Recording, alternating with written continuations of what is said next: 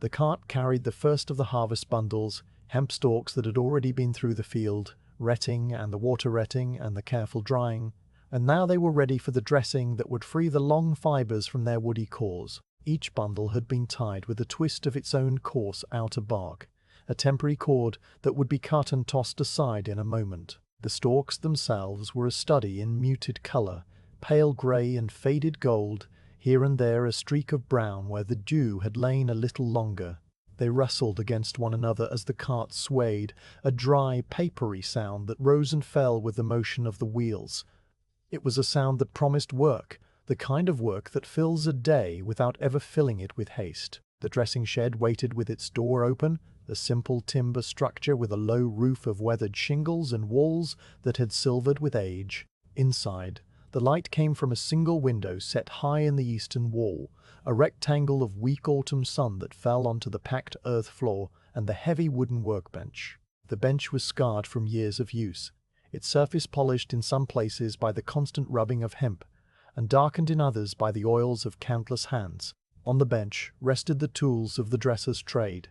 A wooden brake with its hinged blade, a scutching board and knife, and a set of heckling combs with teeth that caught the morning light and held it in thin lines. A dresser stood near the bench, not yet working but preparing, and this preparation was itself a slow and deliberate thing. He was a man of middle years with a quiet face and hands that moved as if they had all the time in the world, which in this village they did. He took a moment to blow warmth into his cupped palms, the breath misting briefly in the cold air of the shed, and then he rubbed his hands together with a soft, rhythmic friction that produced no heat but felt like the beginning of the day. He wore a linen shirt under a woolen vest, and his cap was of felted wool pulled down over his ears, and the clothes themselves had absorbed the scent of hemp dust and tar and wood smoke so deeply that they seemed part of the shed itself. When the cart stopped at the door, the oxen halted with a final low exhalation, their great heads lowering, and the driver climbed down from his seat with the economy of long practice. He did not call out or announce the load, because the load announced itself in the way the bundles were stacked, in the particular angle of the stalks, and in the familiar shape of the work to come. The dresser nodded once, a small movement that might have been greeting or acknowledgement, or simply a habit of the neck, and then both men turned to the cart and began the methodical unloading. They worked without speech, two pairs of hands reaching for the bundles, lifting them clear of the wagon bed, and carrying them into the shed to lay them on the floor near the bench. Each bundle weighed about the same as a large sack of grain, perhaps 30 Russian funt, and the weight settled into the arms and the lower back in a way that was not unpleasant, a reminder of the body's ability to do what it had always done. The dresser took a bundle and felt the slight give of the stalks under his grip, the way the dried outer leaves crumbled a little and released a fine powder that caught the sunlight and drifted slowly down. He set it on the growing pile with care, aligning it with the others so that the stack would remain tidy and accessible. As the bundles accumulated, the air in the shed began to change. It took on the scent of the fields, a scent of river water and decaying vegetation, and something mineral that came from the clay soil where the hemp had grown. It was not an unpleasant smell, but an old one, the smell of a process that had been repeated for centuries along these same rivers, in these same villages, with these same slow movements. A few fragments of broken leaf and stem fell to the floor as the bundles were handled, tiny brittle pieces that would later be swept up with a twig broom and added to the pile of herd for kindling, because nothing was wasted here. The morning light from the high window crept across the floor as the pile grew, moving with an almost imperceptible pace that only someone standing still for a long time would notice. The dresser paused once to adjust his cap, tucking a stray lock of hair back under the brim, and then resumed the work with no change in rhythm. The driver, his cart now empty, leaned against the doorframe and watched for a while, not out of idleness, but out of the same calm that infused the whole place. His presence was simply part of the scene, the way the dog that had followed the cart was now curled into a patch of weak sun near the shed wall, its flanks rising and falling with the slow breath of sleep. When the last bundle was carried in, the dresser stepped back and surveyed the stack. It stood higher than his waist, a sturdy heap of raw material that would occupy his hands for many days to come. He did not count the bundles aloud, nor did he mark anything in a ledger, because he knew the weight and the volume by the way the pile looked, the way it settled, and the way the shed felt with it in the room. The driver straightened from the door frame and walked back to his oxen, speaking a low word that was more sound than language, and the cart creaked into motion again, turning slowly and heading back along the track toward the fields and the next load. Now the shed was quiet except for the faint rustle of the hemp as it continued to settle, a sound like dry grass and a gentle wind. The dresser approached the bench and laid his hand on the wooden brake, but he did not begin the braking yet because the morning had its own order, and the first step was always to familiarize the hands with the material. He selected a single stalk from the top of the nearest bundle and held it up to the light, turning it slowly between his thumb and forefinger. The stalk was about the length of a man's arm, cylindrical but slightly flattened where it had been pressed in the bundle, and its surface was marked with the fine longitudinal ridges of the plant's outer bark. He examined it with the patience of someone who had learned long ago that good rope begins with good fiber, and good fiber begins with attention at every stage. The retting had been done well, he noted, because the bark was already loosened from the core in places, showing the pale, lustrous bast beneath. He pressed his thumbnail gently against the side and saw the slight separation, the way the inner fiber remained cohesive while the outer sheave cracked away, and this small test told him more than any instrument could. Satisfied, he returned the stalk to the bundle and pulled out another, then another, performing the same quiet inspection with each, and each inspection was identical in its care and its slowness. This was how the day began at the dressing shed, not with a sudden start of industry, but with a gradual immersion into the texture and feel of the material that would shape the hours ahead. The sun from the high window had moved just enough to catch the edge of the scutching knife, making a thin line of brightness on the wooden handle, and a few particles of dust hung suspended in the beam without urgency. The dog outside shifted in its sleep, one ear twitching at the sound of a distant bird, and then settled again. The dresser reached for a bundle and untied the twist of bark cord, pulling it free and dropping it into a small basket that held such scraps for later use, perhaps to bind a smaller bundle of tow or to tie a sack, and then he began to lay the stalks out on the bench in a single loose row. He did this not in a straight line, but in a gentle curve that followed the natural sweep of his arm, each stalk placed beside the next, with enough space for the break to come down without tangling. The sound of the stalks against the wood was soft, a series of small, muted taps that had no pattern beyond the rhythm of a hand moving from pile to bench and back again. He laid out 10 stalks, then 15, then 20, and then he stopped because the brake could only hold so many at a time without reducing the quality of the work. The remaining stalks stayed in their bundles, waiting without impatience, because hemp is a patient material, having already waited through the growing season and the retting and the drying, and it would wait a little longer while the dresser prepared his first handful for the breaking. He adjusted his stance so that his feet were planted evenly on the packed earth, his weight balanced, and his arms free to move the brake handle without strain. There was a brief pause, a moment of stillness in which the only sound was the low, distant murmur of the river beyond the village, a sound so constant that it had become silence to those who lived alongside it. Then the dresser lifted the brake handle, the wooden hinge creaking only slightly, and placed the first handful of stalks crosswise on the bed of the bench. He brought the blade down with a steady, controlled pressure, and the first crisp snap of breaking shive filled the shed,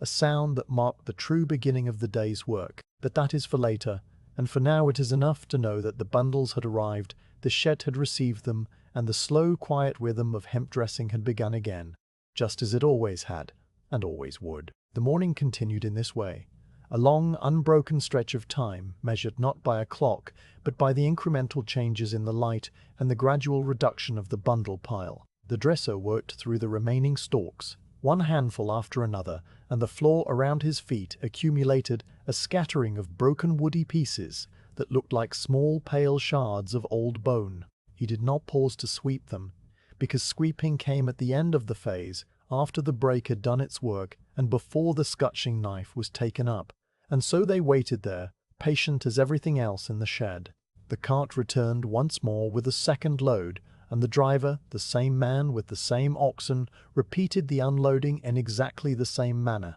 the bundles added to the stack without any change in the quiet routine. The dresser acknowledged this second arrival with the same small nod, and the driver departed, and the shed was full again with the scent of field and river and the promise of long hours of calm, repetitive labor. The story of this rope, which would one day hold the sails of a British naval ship against the wind, had begun in this small moment, in this small village, with these small, unhurried acts that would be repeated many thousands of times before the final coil was loaded onto the barge and sent down the river toward the sea. The dresser did not move directly from the brake to the scutching knife, because the rhythm of this work allowed for small pauses that were not breaks but transitions, moments when the hands would cease their mechanical motion and the mind would settle into a deeper awareness of the material. He set the brake handle back into its resting position, the wooden blade suspended above the bench, and he reached for a single stalk from the bundle that had already been broken open.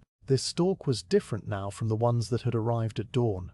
Its outer bark had been shattered in a dozen places by the descending jaw of the brake, separating from the core in long splinters that clung only loosely to the inner fiber. Yet it still held the memory of the water that had prepared it, and that memory was written in every strand. You could see the dresser's hands slow as he lifted the stalk to the light, turning it with the same careful rotation a fisherman might use when examining a length of line, and in that slower pace there was an invitation to consider not the breaking that had just happened, but the retting that had happened long before. The retting pool lay some distance from the village, a quiet body of water fed by a side channel of the river where the current was so gentle that it hardly seemed to move at all.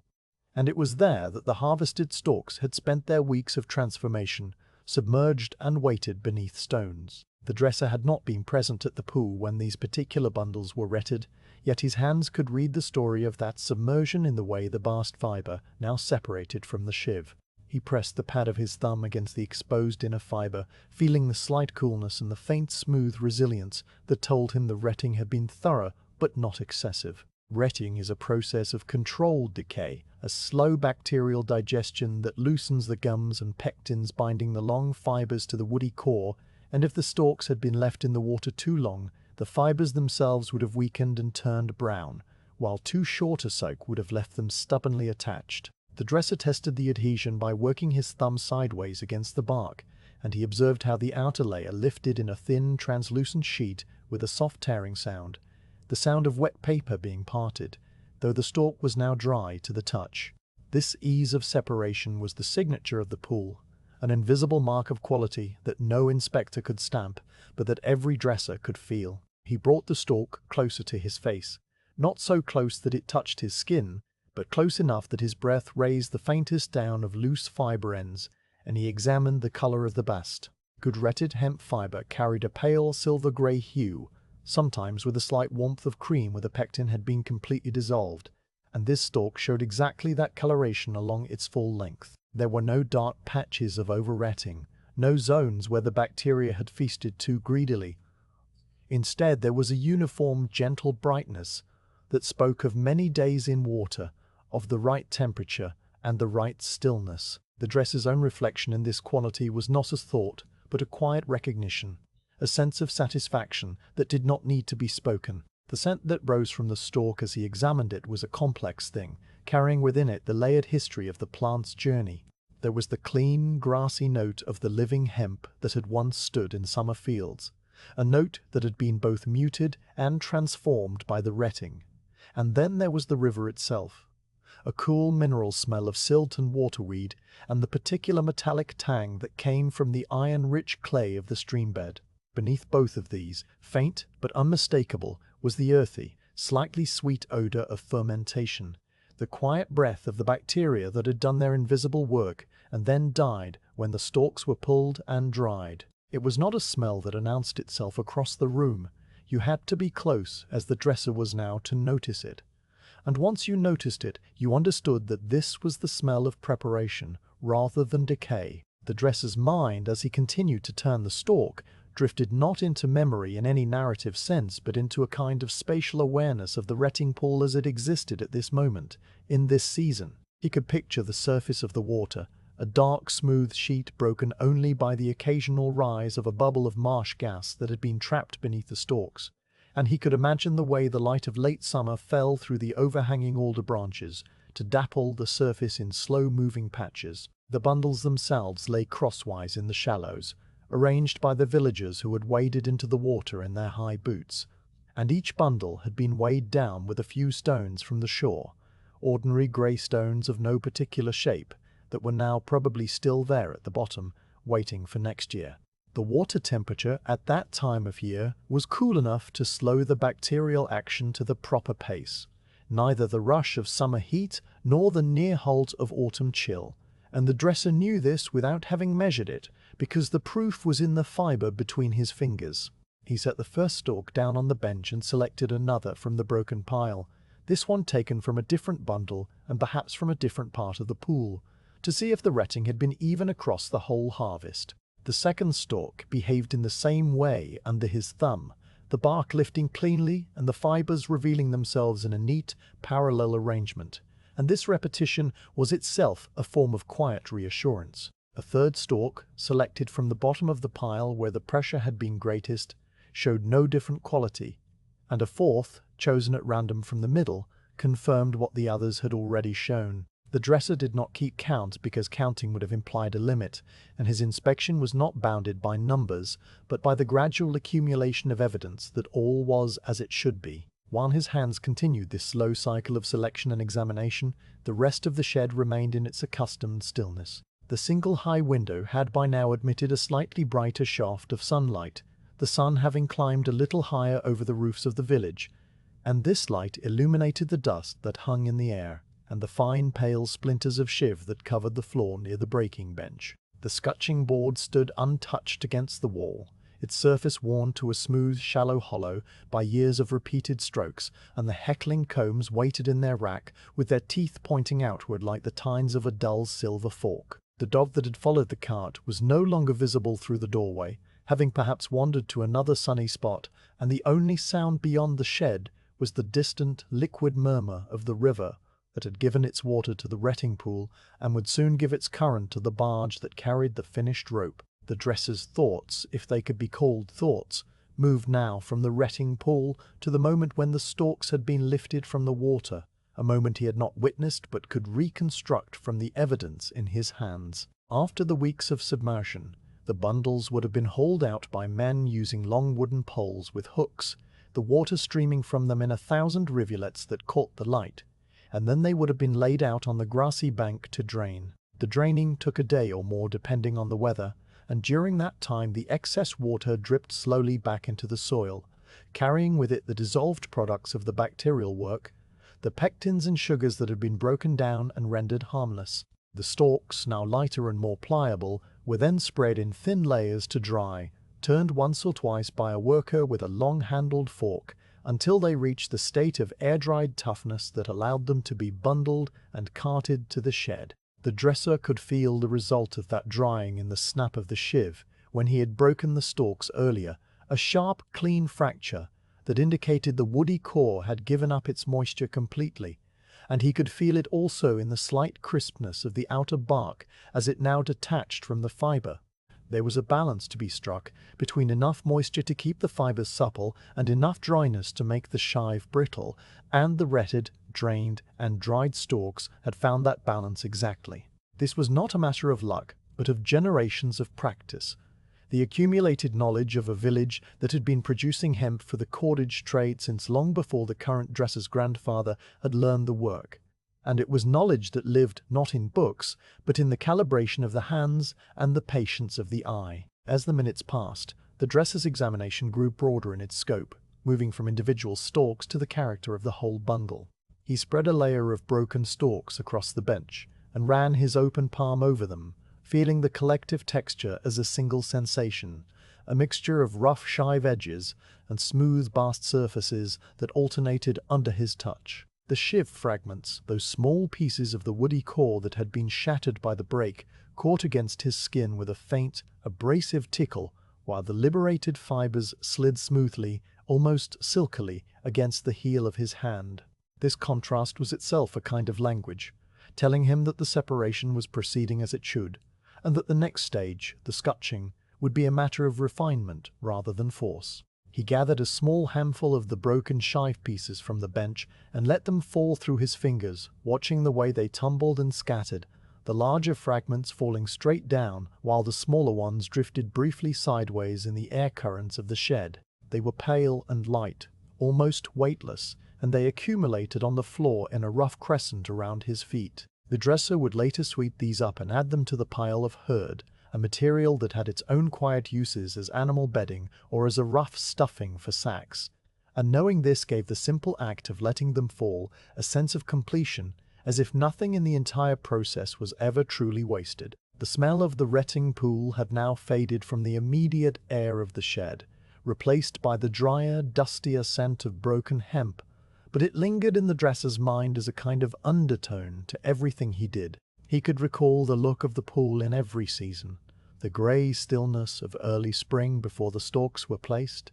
the dark tannic water of autumn when the bundles were submerged, and the frozen surface of winter when the work was done and the pool slept under a lid of ice. This year's retting had taken place in late August and early September, when the water was still warm from the summer sun, but cooling gradually with the shortening days, and the bacterial action had been steady and even, producing the fine quality that now lay in his hands. The memory of that timing was not a conscious thought, but a background awareness, the same way a baker knows the feel of a properly fermented dough without needing to consult a clock. The dresser set down the last of the stalks he had been examining, and straightened his back, not because his back was tired, but because it was the natural moment to move from inspection to the next task. The morning had advanced enough that the light from the high window had shifted its angle, now falling directly on the brake bench rather than the floor beside it, and this small change in illumination was all the timekeeping he needed. He turned to the scutching board and lifted the long wooden knife from its hook on the wall,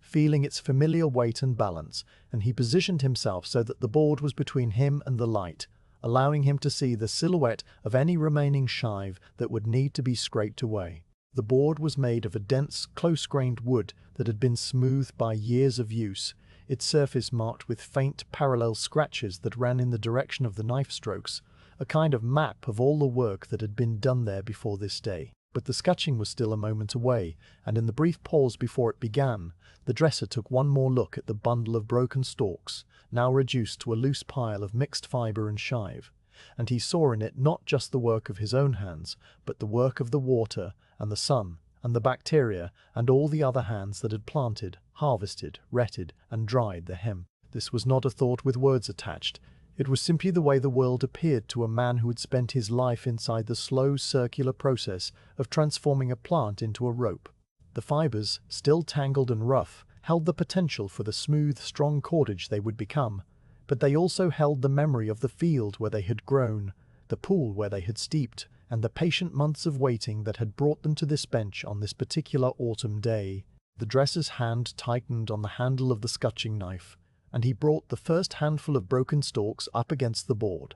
But before he made the first scraping stroke, he paused and heard, in the silence, the distant sound of the river that fed the retting pool, a sound that had been present all along but that only now, in the stillness between tasks, became audible again. It was a low, continuous murmur, a sound without beginning or end, and it seemed to the dresser, insofar as he thought about such things, that this was the true voice of the work, the steady, unchanging note beneath all the smaller sounds of breaking and scraping and combing that would fill the rest of the day. He held the knife still for a moment longer, letting that sound settle into his awareness, and then he began the slow, rhythmic motion of scutching, which would take the fibre one step closer to the long, clean line that the heckling combs demanded. You did not need to be told when the breaking was about to begin, because the rhythm of the shed had its own gentle signals, a shift in the dresser's stance, and the particular way he approached the break that told the air itself that the next stage was ready.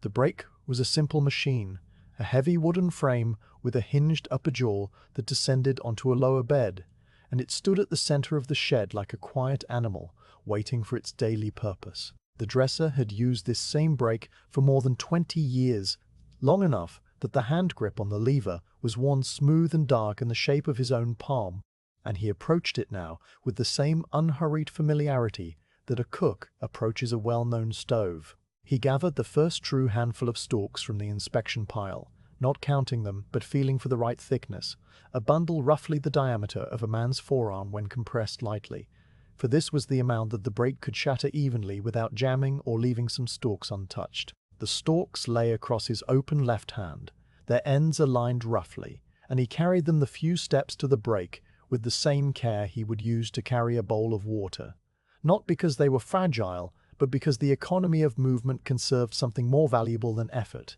a kind of inner stillness that the work itself both required and produced. You could stand beside him now and see, from the position of an observer who has all the time in the world, how he placed the handful crosswise on the lower bed of the break, arranging them so that they spread in a flat, even layer with no stalks riding on top of others. The lower bed had a shallow groove worn into it from years of this same placement, a groove that guided the stalks into the correct alignment without the dresser having to think about it, and the stalks settled into that groove with a faint dry whisper. He adjusted a single stalk that had twisted slightly out of line, nudging it with his thumb until it lay parallel to its neighbors, and then his hands moved to the lever. The lever was a length of seasoned birch, long enough to give a good mechanical advantage, and it rose from the hinge at the rear of the brake like the neck of a heavy bird. The dresser grasped it not with a fist, but with an open hand, his fingers wrapping around the worn grip,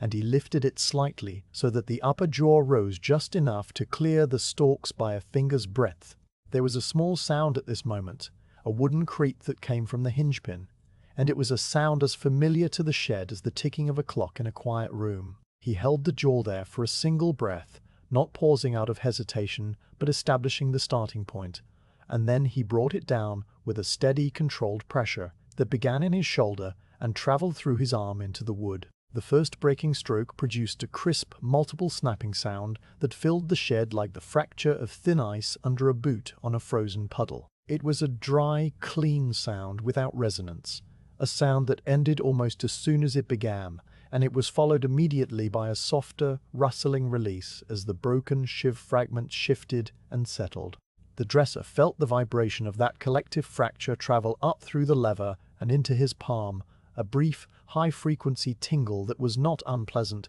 but informative, telling him that the stalks had been properly retted and dried and that the woody cores were giving way exactly as they should. He did not pause to consider this information consciously, any more than you pause to consider the sensation of a key turning in a familiar lock, but his body noted it and adjusted the next stroke accordingly. After the first downward press, he lifted the jaw again, just enough to release pressure but not enough to disengage completely, and he rotated the handful of stalks a quarter turn. This rotation was a small, practiced motion of his left hand, a rolling of the bundle, so that the stalks that had been struck on their sides were now presented with their top and bottom edges toward the descending jaw. He brought the lever down again, and the snapping sound was slightly different this time, a little sharper and less layered, because some of the core had already been shattered,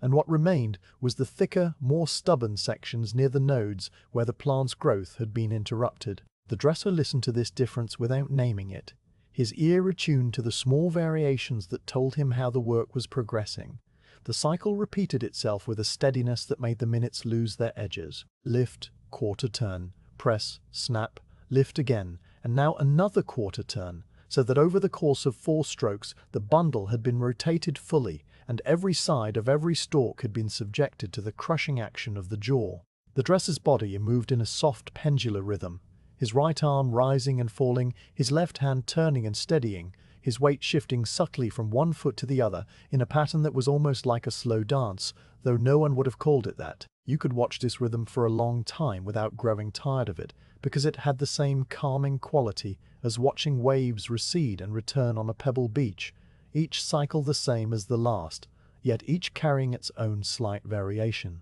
After the full rotation was complete, the dresser lifted the jaw high and drew the bundle toward himself, exposing the sections of stalk that had been under the jaw and allowing the sections that had not yet been broken to be brought into position. The stalks were now considerably changed from their original state. The outer bark had shattered away in many places, revealing the pale, stringy bast fibers beneath, and the inner herd was broken into short, rigid segments that clung loosely to the fibers or fell away entirely to join the growing pile on the floor. He pushed the bundle forward again, aligning a fresh length of stalk under the jaw, and the cycle resumed with the same 4-part sequence of lift, turn, press, and release. As the work continued, the sound of the brake settled into a regular cadence, a rhythm that was neither fast nor slow, but perfectly matched to the pace of the dresser's breathing. You could hear, beneath the dominant snap of the breaking shive, a subtle undertone of other sounds. The soft scuff of the dresser's shoes on the packed earth as he shifted his weight,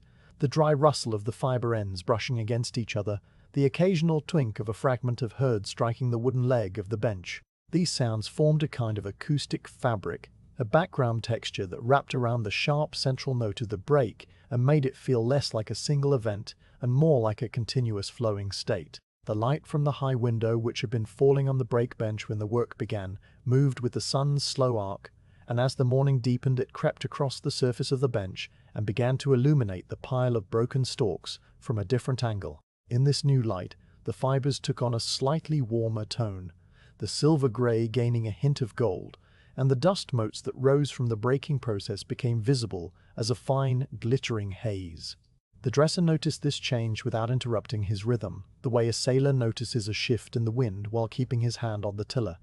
and he adjusted his position slightly so that the light would not shine directly into his eyes, a small accommodation that was made and forgotten in the space of a single breath. The pile of shiv fragments on the floor had grown from a few pale chips to a substantial layer that crunched softly underfoot whenever the dresser moved his feet. These fragments were of many sizes, from long, splinter-like pieces as thick as a matchstick to fine, nearly powdery particles that floated briefly before settling, and their color ranged from a light, creamy beige to a darker tan where the retting had been less thorough. The dresser's leather shoes, simple and sturdy with wooden soles, pressed the larger pieces into the earth as he worked, embedding them into the floor until they would later be swept up with a stiff bristled broom. The sound of this underfoot crushing was so quiet that you could only hear it if you listened specifically for it, a faint, granular crackle that came and went like static. Occasionally, a single stalk would prove more resistant than the others,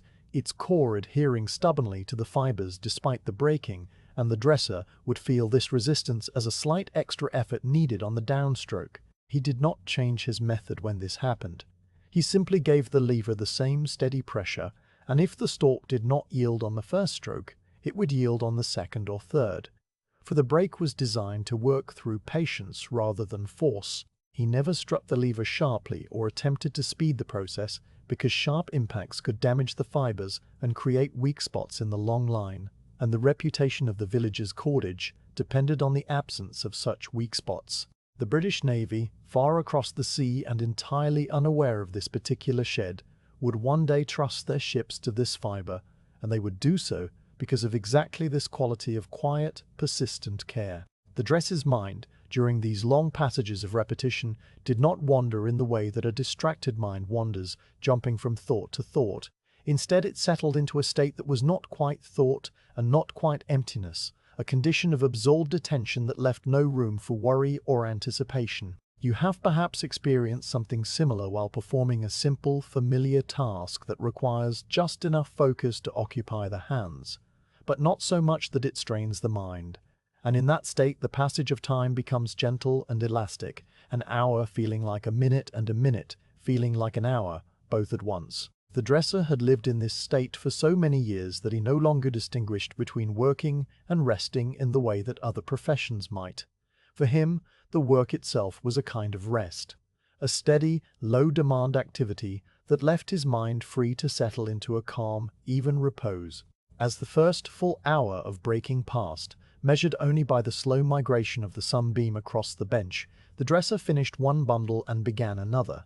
The transition marked only by the small act of setting aside the reduced, fibrous remnant of the first handful and reaching for a fresh grip of stalks from the unbroken pile. The new bundle had the same texture and scent as the old, the same pale color and the same readiness, and the break received it with the same quiet efficiency, the jaw descending and lifting, the hands turning and adjusting. The sameness of the work was not a flaw, but its essential quality, the feature that made it suitable for the long, slow production of good cordage, and any attempts to vary the rhythm would have been a diminishment rather than an improvement. You could notice, if you watched carefully, the way the dresser's hands had developed a kind of intelligence of their own, an intelligence that did not require the intervention of conscious thought. His left hand knew exactly how much pressure to apply to keep the stalks aligned without crushing them prematurely, and his right hand knew the precise point in the lever's arc where the breaking force was maximal, a point he had learned so long ago that he could not have explained it in words. His fingers, thick and blunt from years of work, handled the brittle stalks with a delicacy that seemed almost incongruous, picking up a stray strand of fiber that had fallen across the bench and returning it to the bundle with a flick of the thumb that took less than a second. These small, automatic motions were the building blocks of the day's productivity, and they accumulated without drama into a steady output of broken hemp. The air in the shed had grown warmer as the morning advanced, the heat of the dresser's body and the slight friction of the brake combining to raise the temperature by a degree or two, and the scent of the hemp intensified in this warmth. It was a dry, papery smell with an undertone of something like hay, a smell that clung to the inside of the nose and stayed there even after you left the shed, and it mixed with the earthier smell of the packed floor and the faint, metallic tang of the iron hinge pin. The dresser's clothes, having absorbed this scent over many seasons, contributed their own note to the blend, a note of ancient, settled dust and wool and the ghost of long-ago wood smoke, and together these smells created an atmosphere that was as much a part of the breaking process as the sound of the break itself. There was a moment, about midway through the morning, when the dresser paused to clear the bench of accumulated shive debris, using the side of his hand to sweep the fragments into a wooden trough that ran along the front edge of the break and then into a waiting basket on the floor. The small act of clearing was performed without breaking the rhythm of the larger work, a momentary interlude that took only a few heartbeats, and then the break was clean again and the next handful of stalks was placed across the bed. The basket of shiv fragments would later be emptied onto the kindling pile behind the shed, where it would dry further and eventually be used to start the fires that heated the tar for the rope, so that even the waste of the process found its way back into the process, a closed loop that produced nothing unused. The dresser's shadow, which had been short when he began, now stretched longer across the floor as the sun climbed toward its midday height, and the shape of that shadow moved with the same slow rhythm as the man himself, an echo in darkness of the gentle, repetitive motion. You could watch the shadow lift and fall, advance and retreat, and find in it a second, silent layer of the same calming pattern, a visual counterpart to the auditory cadence of the break. The dog, which had returned at some point and settled in a new patch of sun near the door, watched the shadow with the dim, unfocused attention of an animal at rest, its eyes half closed and its tail still, and it was as much a part of the scene as the bench or the bundles or the dresser himself. The breaking continued in this way, unstirred and unhurried, until the pile of unbroken bundles had been reduced by half, and the pile on the other side, the pile of broken, partially cleaned fiber, had grown to a substantial heap. The dresser would pause now and then, not from fatigue, but from a sense that the work had its own natural breathing points. Moments when the hands released the lever and the eyes looked out through the open door to the village track and the grey autumn sky. During these pauses he would stand still, his arms at his sides, his breathing slow and even,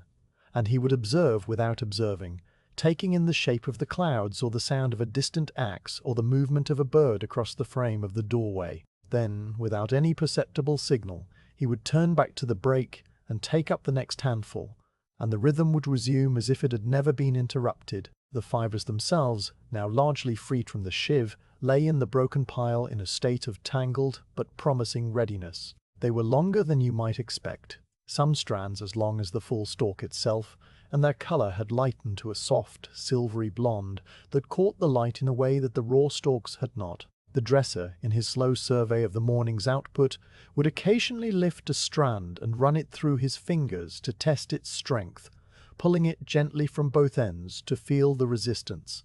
A sound fiber would stretch slightly before breaking with a clean, sharp snap, while a weak one would part with a soft, silent tear. The morning's work had produced mostly strong fibers, a testament to the quality of the retting and the care of the breaking, and the dresser's quiet satisfaction with this fact was not an emotion so much as a settled condition of the chest, a feeling of things being as they should be. As the sunbeam reached the edge of the bench and prepared to slip off onto the floor, signaling the approach of midday, the dresser completed the last handful of the current round and set the brake's lever into its resting position for a longer pause. He stepped back from the bench and looked at the two piles, the shrinking stack of whole bundles and the growing mountain of broken fiber.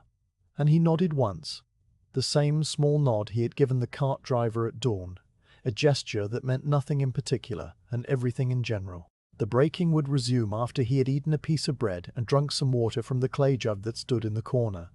But for now, the break was silent, the shed was still, and the long, slow morning had been filled with exactly the right amount of work, neither too much nor too little, just as the day required. The pause after breaking was not a pause in the ordinary sense, but a shift in the quality of attention, a quiet space that the dresser filled by walking to the corner of the shed where a clay jug rested on the packed earth and a piece of dark bread waited in a linen cloth. He drank the water slowly, feeling its coolness travel down his throat and into his chest, and he ate the bread without sitting down. Standing near the open door and looking out at the grey sky that hung over the village like a soft wool blanket. The bread was dense and slightly sour, the kind of bread that stayed with you through a long afternoon, and he chewed each mouthful with the same deliberate rhythm he used for breaking hemp,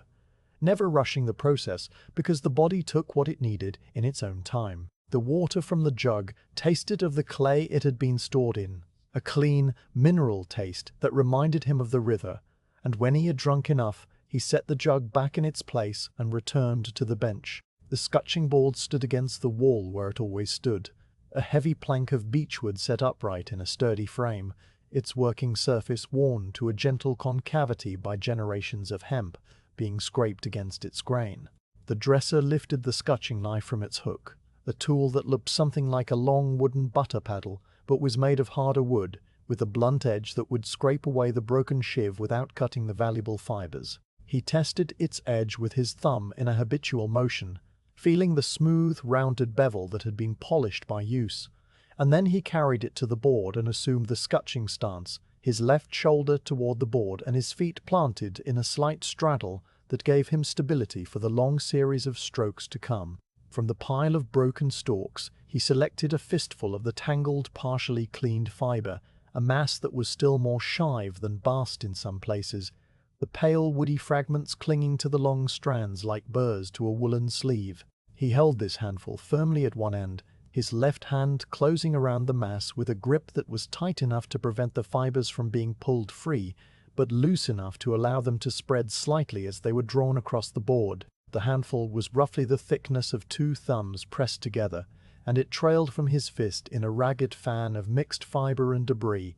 the ends uneven and the whole thing possessing a kind of rough, unfinished energy that was about to be transformed. The first stroke of the scutching knife established the pattern that would govern the next several hours, a downward sliding motion that began near the dresser's gripping hand and traveled along the length of the fibers in a single, sweeping pass. He drew the knife not with a hacking chop, but with a clean, gliding stroke, pressing the blunt edge against the board with the fibers sandwiched between, and the sound it produced was a rough, raspy swish, the sound of wood scraping wood with a layer of brittle shive between them. Fragments of the broken core, loosened by the breaking but still clinging, flew away from the board in small pale chips that arced briefly through the air and fell to the floor, and the fibers themselves, compressed and released by the passing blade, sprang back in a slightly more ordered arrangement, the long strands beginning to separate from the short debris. The dresser repeated the stroke again with the same handful,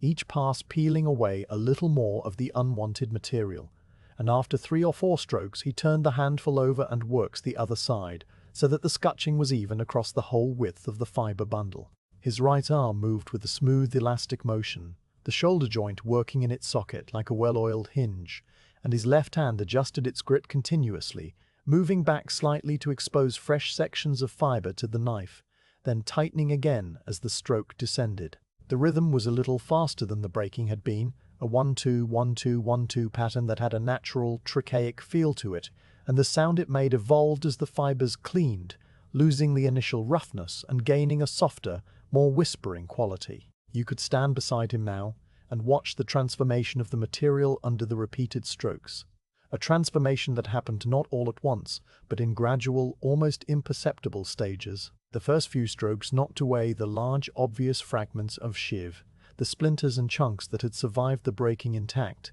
and these fell to the floor with audible little clicks against the packed earth. The next strokes removed the medium-sized particles, the bits the size of rice grains that had been pressed into the fiber mass, and these scattered more quietly, drifting down like a pale snowfall that accumulated in a fine layer around the base of the board. The final strokes, applied with a lighter pressure and a more careful angle, cleaned away the smallest dust and the loose, short fibers that were of no use for rope making, the tow that would later be gathered for less demanding applications, and when these strokes were done, the fiber that remained in the dresser's hand was recognizably different from what he had begun with. The scutched fiber was lighter in color,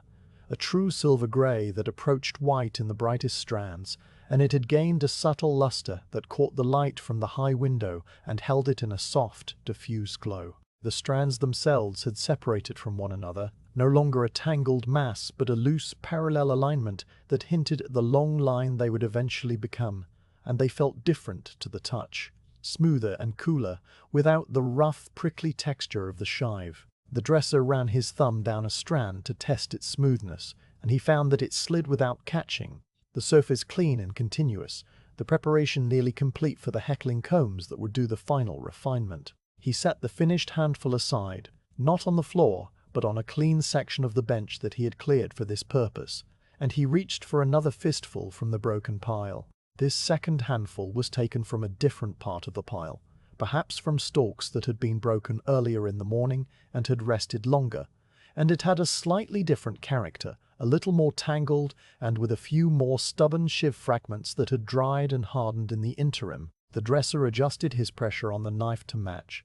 pressing a little more firmly on the first few strokes. But the rhythm remained the same, the steady 1-2 of the blade against the board, the quiet rain of debris to the floor, the slow accumulation of clean fiber on the bench. The scutching board itself, as the work progressed, developed a thin coating of fine hemp dust that clung to its surface by static attraction, a pale, fuzzy layer that the dresser would occasionally wipe away with the sweep of his hand. This dust was so fine that it floated in the air almost indefinitely, rising from the board with each stroke and hanging in the sunbeam like a galaxy of tiny stars, each particle turning slowly in the light. The dresser breathed this dust without concern, for it was only the dried, crushed remains of a plant that had grown in the same soil that grew his food, and his lungs had been acclimating to it since he was a boy learning the work at his own father's side. The dust had a faint, not unpleasant taste, dry and slightly sweet, and it settled on his clothes and his cap and the backs of his hands until he looked as if he had been dusted with a fine, pale flour. There was a particular moment in the scutching of each handful when the dresser could feel, through the handle of the knife,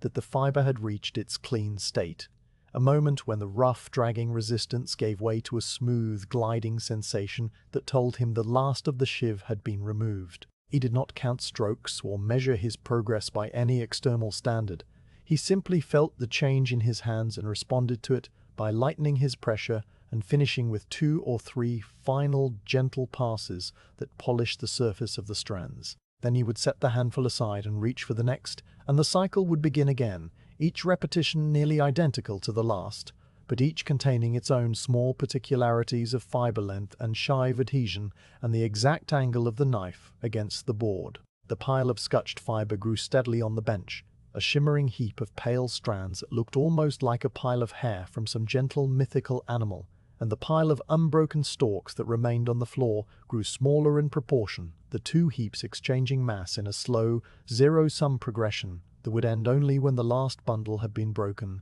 and the last handful had been scraped clean. The dresser's shadow, which had been short at midday, began to lengthen again as the afternoon advanced, stretching across the floor and climbing the far wall in a slow, silent ascent, and the quality of the light in the shed shifted from the bright white of noon to the warmer, more golden tone of early evening. The work did not change with the light, for the dresser could have done this task in complete darkness if necessary, his hands knowing the shape and feel of the process so deeply that his eyes were almost unnecessary. But the changing light added a dimension of time that the work itself ignored, marking the passage of hours that the dresser himself did not count. At regular intervals, the dresser paused to sweep the accumulated debris from the base of the scutching board, using the same twig broom that he had used that morning for a different purpose, and he collected the fallen shift fragments and hemp dust in a wooden scoop that he emptied into the herd basket. The herd basket was nearly full now, a coarse wicker container that held the waste of the breaking and the scutching together. and it would soon need to be carried outside and added to the larger pile behind the shed, a pile that would steam faintly in the cold air as the residual moisture from the retting escaped. The dresser noted the fullness of the basket without particular thought, the way you note the level of water in a well when you draw a bucket, and he made a mental mark that the next pause would include a trip to the kindling pile. His hands, as the scutching continued, moved with a fluency that made the work look easier than it was, the knife finding its angle automatically, the left hand adjusting its grip without conscious direction, the whole body participating in a dance that had been learned so long ago it had become as natural as walking. The dresser's face, during all of this, remained in a state of quiet repose, the muscles of his jaw relaxed, his eyes half-lidded as they followed the path of the knife, his breathing slow and even and matched to the rhythm of the strokes. He did not frown with concentration or smile with pleasure. He simply existed in the work, a calm, steady presence that filled the shed with its own quiet gravity, and the work existed in him, shaping his day and his thoughts, and the very posture of his body, as surely as he shaped the hemp. You could, if you were the kind of observer who notices such things, become aware of the way the scutching sound interacted with the other sounds of the late afternoon, the distant murmur of the river, the occasional call of a bird settling in the alders,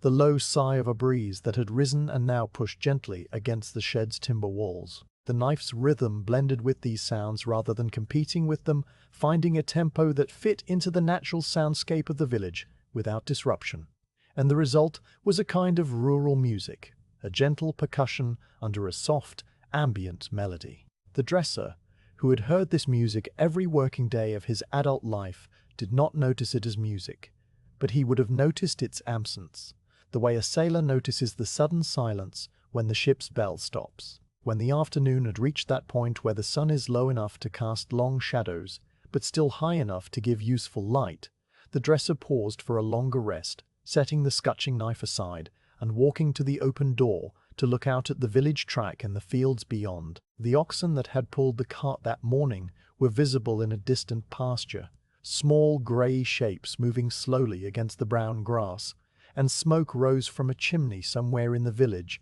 in a thin, straight column that spoke of still air and the well-made fire. The dresser stood there for a while, not thinking about anything in particular, letting his arms hang loose at his sides and his eyes rest on the familiar view, and then he turned back into the shed and picked up the knife again because there was still fibre to scutch, and the day was not yet done. The work resumed exactly where it had left off, the same handful, the same stroke, the same soft, scraping rhythm, and it would continue in this same way until the light from the high window faded to a dim grey, and the dresser judged that enough had been accomplished for one day. The scutched fibre, now a substantial pile that gleamed even in the failing light, would wait patiently through the night for the heckling combs, just as it had waited through the retting and the drying and the breaking, and the dresser would go home to his own evening meal and his own sleep, and in the morning he would return to begin again. The hemp did not hurry, and the dresser did not hurry,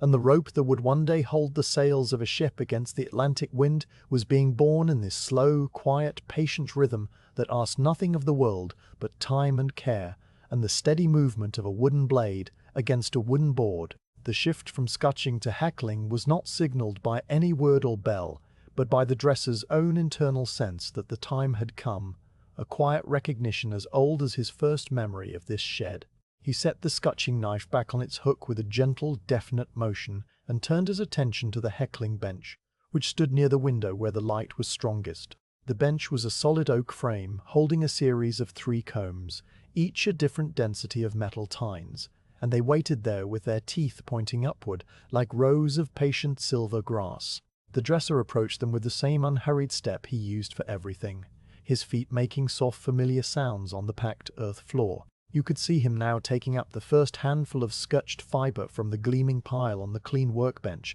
gathering the pale tangled strands in his left hand and drawing them into a loose drape that hung down past his wrist. The fibres were already much cleaner than they had been at the start of the day, but they still held a certain wild disorder, a memory of the field and the retting pool and the breaking and the scraping, and the heckling would be the final discipline that brought them into perfect parallel order. The coarse comb stood ready, its teeth spaced widely apart, rounded at the tips from years of use, and the dresser positioned himself so that he faced it squarely, his stance balanced and his arms free to move. The first drawing stroke through the coarse comb was a motion that began with the left hand feeding the fiber toward the tines and the right hand pulling from the other side, a smooth, extended reach that made the strands slide through the metal teeth with a faint, collective hiss. You could hear the tiny ring of each tine as it sprang back into place after the fiber passed, a delicate musical sound like a dozen small tuning forks being struck very gently and in sequence.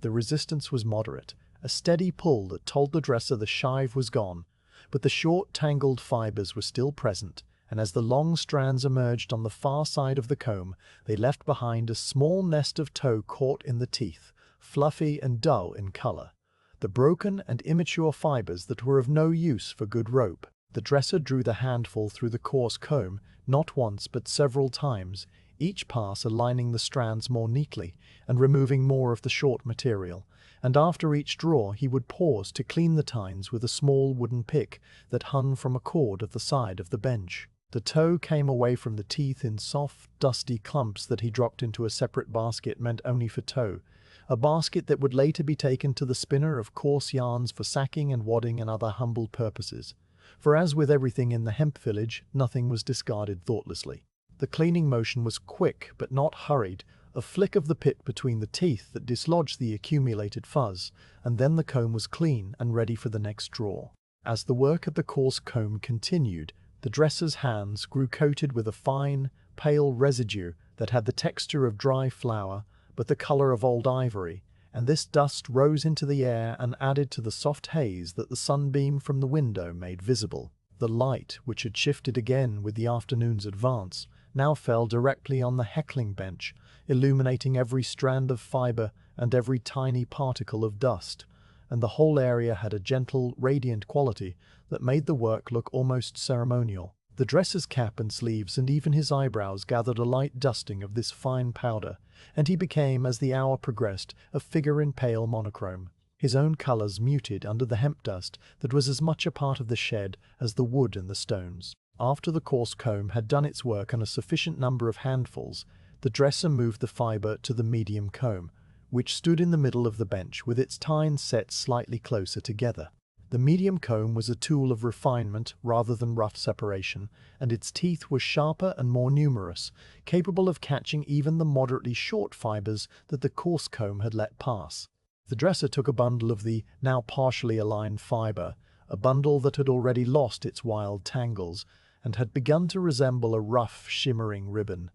and he began the drawing through the medium comb with the same two-handed motion, left hand feeding, right hand pulling. The sensation in his right hand was different now, the pull smoother and more even, and the sound was higher in pitch, a brighter, more sustained ring that came from the tighter, thinner tines. The tow that accumulated in the medium comb was finer than the coarse tow, a soft, downy material that resembled the underfur of a small animal, and the dresser cleaned it from the teeth with the same wooden pick, dropping it into the tow basket, where it mixed with the coarser leavings from the first comb. The basket was slowly filling, and the pile of clean fiber on the bench was slowly growing, and the dance of the two quantities was a quiet, reciprocal balance that measured the progress of the afternoon in material terms. The dresser did not think about this balance in numbers. He felt it in the weight of the basket when he nudged it with his foot, and in the sight of the shrinking pile of unheckled fiber, and these small perceptions were all the accounting he needed.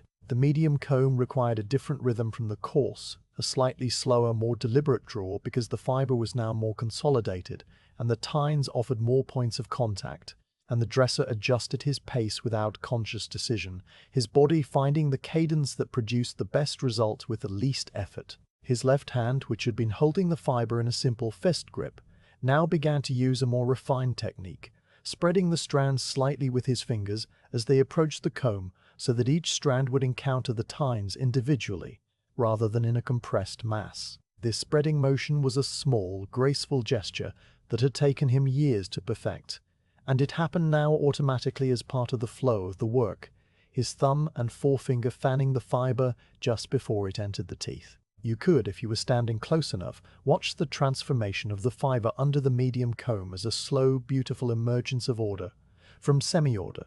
the way a cloudy liquid might gradually clarify. The strands, which had been aligned in a general sense by the coarse comb but still carried many short, crossed fibers, now began to lie truly parallel, each one finding its place alongside its neighbors in a long, continuous sheet that shimmered with a pearly, almost opalescent light. The dresser held the bundle up occasionally to check the alignment, looking down its length with the squint of a man who knows what perfect looks like, and each time he did this, he found a little improvement, a little more of the order that the spinner would need. The soundscape of the shed during this phase was a gentle, high-frequency chorus of ringing tines, each drawer producing its own brief chime, and between the drawers there was the soft, irregular plucking of the cleaning pick and the rustle of the fiber as it was gathered and repositioned. The dust continued to drift in the sunbeam, and now that the medium comb was in use, the dust was finer than before, a micron-thin powder that stayed in the air for a long time before settling, and the entire shed had taken on a slightly ethereal quality, as if it existed inside a soft, focused memory. The dog, which had followed the dresser from outside at some point, lay near the door, with its muzzle resting on its paws, its eyes half closed, and it occasionally sneezed when the dust tickled its nose. A quiet, muffled sound that was the only interruption to the steady rhythm of the work. The dresser worked through the pile of coarse-combed fiber until all of it had passed through the medium comb, and then he stood for a moment with his hands resting on the edge of the bench, his fingers still and his breathing slow as he surveyed the result, a neat stack of fiber bundles that were now much smoother and more lustrous, their color lightened to a soft champagne silver, their texture inviting the final, finest comb. The fine comb was the last station, set at the end of the bench with its tines as close together as the teeth of a very fine saw, and it was here that the long line would finally emerge, the true premium fiber that would go on to make the best rope, the rope that would bear the strictest naval standards. The dresser approached the fine comb with a different quality of attention, a slight deepening of his calm, because he knew that this was the stage where any remaining flaw would be revealed and removed. The fine comb required the slowest, most patient drawing of all, because its tines were so close that any attempt to force the fiber would cause snagging and breakage, and the loss of the very length that made the long line valuable. The dresser took a bundle from the medium-combed stack, a bundle that was already sleek and well-ordered, and he fed it toward the fine comb with a delicacy that belied the size and strength of his hands, his fingers guiding the strands with a touch that was barely there, a whisper of contact that let the fiber find its own way through the narrow channels between the teeth. The pull from the other side was equally gentle, a slow, steady traction that drew the strands through meter by meter, and the sound was not a ring now, but a soft, sustained sigh, the sound of fiber sliding against polished metal with almost no resistance at all. The toe that came from the fine comb was minimal, a tiny amount of the very shortest, weakest fibers that had survived all the previous stages, and these were so fine that they floated up into the air as soon as the pick touched them, forming a fine, glittering mist that hung around the dresser's head like a pale halo. He cleaned the fine comb after every drawer, even when there was almost nothing to clean, because the discipline of the motion was part of the quality, a ritual consistency that left no room for carelessness to creep in, and the tiny, invisible particles that he removed were the difference between good rope and the very best rope. The very best rope was what this village was known for, and so the dresser cleaned the fine comb with the same attention he gave to the coarse. As the fine heckling continued, the character of the fiber reached its final, refined state, and you could see, even from a distance, the difference it made. The long line that emerged from the fine comb was not merely a bundle of clean strands, but a continuous glowing ribbon that looked almost like satin ribbon in the warm afternoon light, its surface smooth and unbroken, its color a uniform, pale cream silver that held no dark spots and no irregularities. When the dresser held a length of it up to the window, the light passed through it in a diffuse, even glow, and the individual fibers were so fine and so well aligned that you could no longer distinguish one from another. They had become a single material, a collective entity that was more than the sum of its strands. The dresser laid the finished long line on the cleanest part of the bench, a section he had wiped with a dry cloth at the beginning of the heckling for this very purpose, and he arranged the lengths in a careful parallel order, each bundle laid beside the next, with the ends even, so that the whole assembly looked like a skein of unspun silk prepared for the loom. The stack of long line was the harvest of the day, the product of all the slow processes that had begun with the cart's arrival in the early morning, and it carried within it the river water and the sun, and the steady hands of the man who now stood looking at it, with a quiet, undemonstrative satisfaction. The tow baskets were full, the combs were clean, and the air in the shed had begun to clear as the dust settled, the sunbeam now moving off the bench and onto the floor as the evening drew near. The dresser's day was not quite over, for there were still the small, closing tasks that every workday required: the sweeping of the floor around the heckling bench, the emptying of the tow baskets into the larger storage bin, the covering of the long line with a clean linen sheet to protect it from any dust that might stir in the night. He performed these tasks with the same steady, methodical pace he had used for everything else, the broom making soft, even strokes across the earth, the tow bin lid fitting snugly into place, the linen sheet settling over the fibre with a gentle, billowing sigh. The shed, as he worked, grew dimmer and cooler, the light from the window fading to a soft grey that made the wooden walls look almost black, and the sounds of the village outside grew quieter as the day's labour everywhere came to its natural end. When everything was in order, the dresser stood by the door for a moment, his hand on the frame, and looked back into the shed at the shapes of the brake and the scutching board and the heckling bench,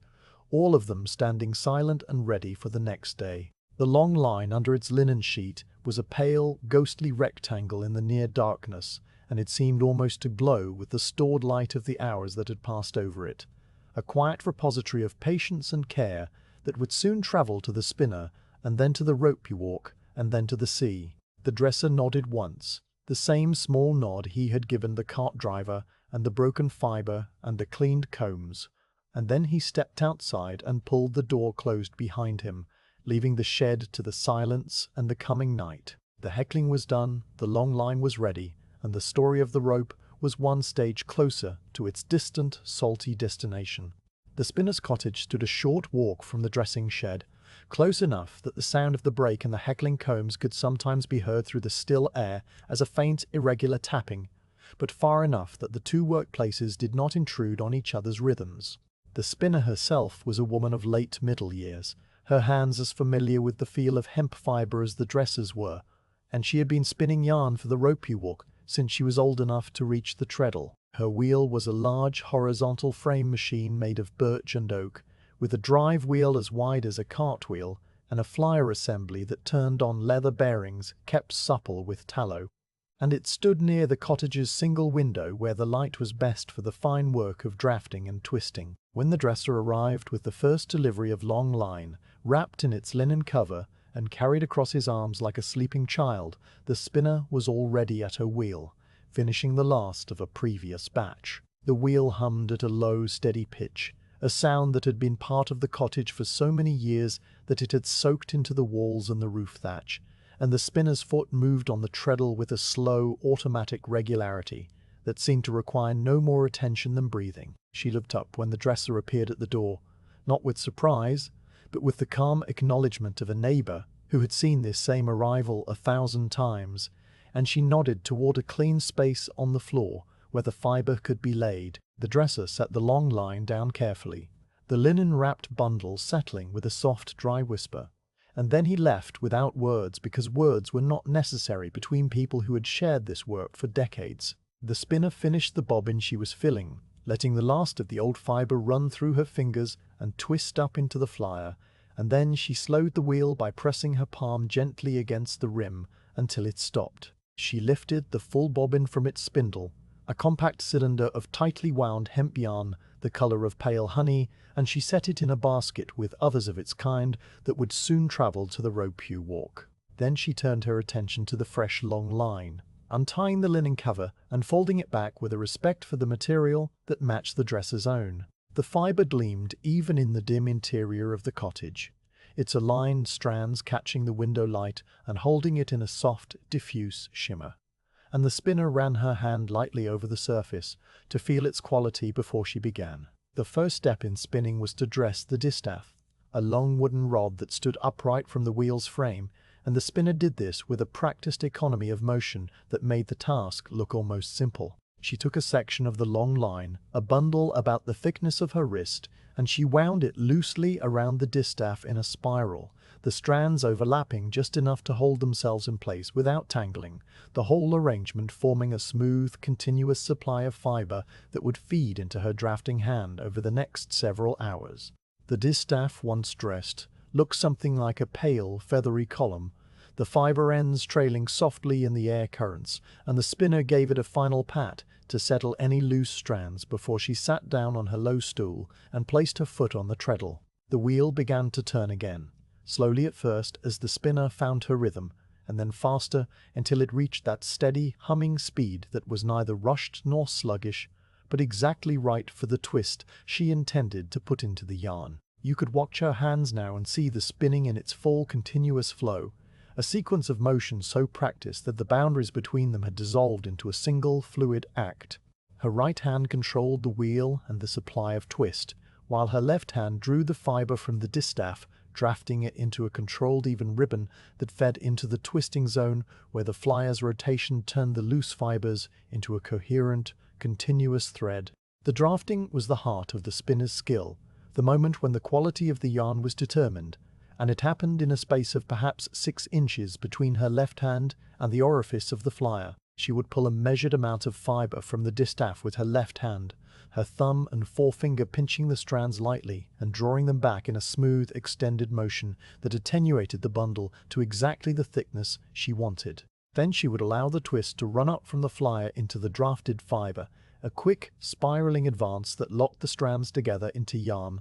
and finally she would let the finished yarn wind onto the bobbin before beginning the next draw. This cycle repeated itself with a hypnotic regularity, draw and twist and wind, draw and twist and wind, the pace varying only slightly as the spinner adjusted for slight differences in fiber density or length, and the result was a yarn of remarkable consistency, the kind of yarn that made strong rope because every inch of it had been given the same careful attention. The sound of the wheel was the dominant note in the cottage, a low, continuous whir that rose and fell very slightly as the spinner's foot maintained the treadle speed, and beneath that whir there were the softer secondary sounds of the fiber sliding against itself, and the gentle click of the flyer mechanism, and the occasional creak of the stool as the spinner shifted her weight. The whole acoustic environment was one of steady, predictable motion, the kind of sound that could lull a listener into a state of calm if they let it, and the spinner herself had long ago ceased to hear it consciously, the way a miller ceases to hear the grind of the stones. It was simply the background of her days, as constant as her own heartbeat. The twist that the spinner put into the yarn was a right-hand twist, the fibers spiraling clockwise as they came together, because this was the convention for the first twisting stage in rope making, and because the village had always done it this way. The amount of twist was carefully judged, enough to bind the fibers securely but not so much that the yarn became hard and brittle, and the spinner monitored this by feel rather than by any instrument, her fingers sensing the slight resistance of the twisted yarn as it passed through them on its way to the bobbin. A yarn with the correct twist would be firm but pliant, able to bend without kinking, and its surface would be smooth with only the faintest fuzz of loose fiber ends, and this batch was turning out with exactly those qualities, a testament to the spinner's decades of experience and to the careful preparation of the long line she was working with. As the morning advanced, the bobbin began to fill, the yarn building up in tight, even layers that the flyer's guide distributed smoothly along the length of the spindle, and the spinner occasionally paused to adjust the tension on the drive band or to apply a small dab of tallow to a bearing that had begun to whisper with dryness. These small maintenance tasks were performed without hurry, the spinner rising from her stool and moving around the wheel with the calm assurance of someone who knew every part of her machine intimately, and then she would sit back down and resume the rhythm exactly where she had left off, the continuity of the work unbroken by the short interruption. The drive band was a length of twisted hemp cord itself, a reminder that the tools of the trade were made from the same material they produced, and the tallow had a faint, muttony smell that mixed with the hemp dust in the cottage air. You could notice, if you watched the spinner for a long time, the way her body had adapted to the wheel over the years, the slight asymmetry of her shoulders from the constant reaching and drafting, the permanent callus on her left thumb, where the fiber passed across it tens of thousands of times, the particular way she sat on the stool with her spine straight, but not rigid,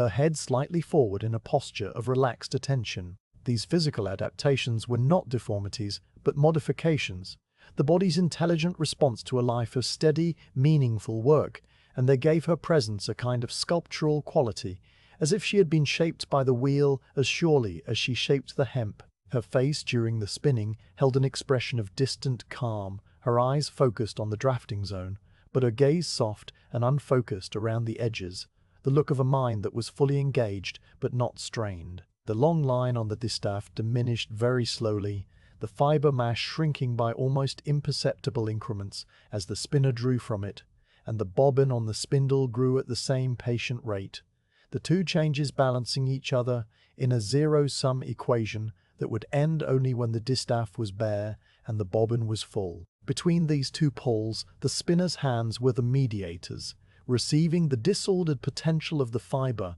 and passing on the ordered actuality of the yarn, and the transformation that occurred in that small space between her fingers was the entire reason the cottage existed, and the wheel turned and the spinner sat on her stool day after day. It was a small, quiet miracle that had been repeated so often it had ceased to seem miraculous,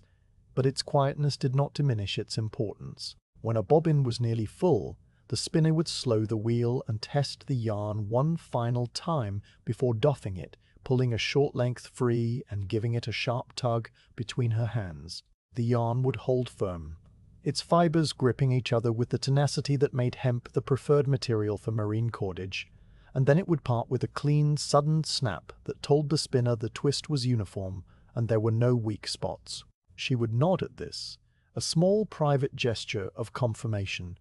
and then she would stop the wheel, lift the bobbin clear, and replace it with an empty one from the stack that waited beside her stool, and the process would begin again, with the same steady, unvarying rhythm. The spinner did not work alone for the entire day, because the rope walk required a great quantity of yarn, and there were other spinners in the village who contributed their own output. But this particular spinner was known for the evenness of her thread and the reliability of her pace, and so the best long line was always reserved for her wheel. Her cottage, with its single window and its humming wheel and its faint, pleasant smell of hemp and tallow, was a small centre of excellence in a village that was itself a centre of excellence, and the quality that flowed from it would travel through the ropey walk and the tar house and across the sea to hold the sails of ships whose captains had never heard of this village or this spinner, but whose safety depended on her care. Nevertheless, that care was not a burden but a habit, as natural to her as the treadle motion of her foot, and she gave it to every inch of yarn without distinction or haste. As the afternoon drew on toward evening, the light through the window began to warm and soften, the white brightness of midday giving way to the golden slant of the late sun, and the spinner, without looking at any clock, began to slow her pace in preparation for the end of the day's work. She did not stop abruptly, but allowed the wheel to decelerate gradually, the hum dropping in pitch until it was barely a murmur, and then she lifted her foot from the treadle and let the wheel coast to a gentle rest. The last bobbin of the day was nearly full, and she decided, with the practical judgment of long experience, that it would be better to finish it fresh in the morning than to rush the final windings now. So she covered the distaff with a clean cloth to keep the dust off overnight and set the partial bobbin aside on the bench. She stood up from the stool slowly, stretching her back and her arms with a series of small, unhurried movements, and she looked around the cottage with the same quiet survey the dresser had given the shed at the end of his own day. The full bobbins sat in their basket, a dozen or more of them, each one a perfect, compact record of the hours she had spent at the wheel, and the cottage was tidy and ready for tomorrow. The spinner walked to the door and opened it to let in the cool, fresh air of the early evening, and she stood there for a moment, her hand on the frame, looking out at the village in the fields and the grey ribbon of the river in the distance. The hemp yarn she had spun today would soon be twisted into rope, and the rope would travel to the sea, and the sea would carry it to ships, and the ships would carry it to the world. But for now it was enough that the wheel was silent, the cottage was peaceful, and another day of calm, steady work had been completed, exactly as it should have been. She closed the door gently and went to her evening meal, leaving the wheel and the fibre and the bobbins to wait in the gathering dusk, patient and still. The ropey walk was not a building but a space between buildings, a long, straight corridor of packed earth that stretched for more than 200 paces from the jackhouse at one end to the forming shed at the other, and it was here that the individual yarns became strands, and the strands became the finished rope. The walk had been laid out many generations ago by men who understood that a good rope needed to be made in a single, uninterrupted length, and the earth of the walk had been tamped and leveled and swept so many times that it was as hard as stone and as smooth as a threshing floor. On either side, low timber walls offered shelter from the wind without enclosing the space entirely, and the sky above was a long, narrow rectangle of grey autumn cloud that seemed to mirror the straightness of the path below. You could stand at the forming shed end and look down the length of the walk, your eye travelling along the parallel lines of the guide rails and the slight, almost imperceptible downward slope that allowed the forming machine to advance with a gravity-assisted steadiness, and you would see, at the far end, the dark shape of the jackhouse where the twisted strands waited to be combined. The distance was not empty, it was filled with the quiet presence of the work that was about to begin. The yarns already strung from the bobbins to the forming machine, like a faint, pale web that trembled slightly in the breeze. The workers, 3 of them in all, moved slowly along the walk, making their final preparations, checking the tension of the yarns with light touches of their fingers and adjusting the spacing of the guide so that every strand would run true. The bobbins that the spinner had filled were now mounted on a creel, a large wooden rack that held dozens of them in rows, each bobbin free to rotate as its yarn was pulled. The yarn from each bobbin passed through individual tensioning holes in a smooth board, then converged toward the forming machine in a gentle, gradual gathering that reduced the many single threads to a smaller number of grouped bundles. This gathering was the first stage of the rope's architecture, the moment when the fine individual yarns began their transformation into something larger and stronger, and the workers watched it with a calm proprietary attention,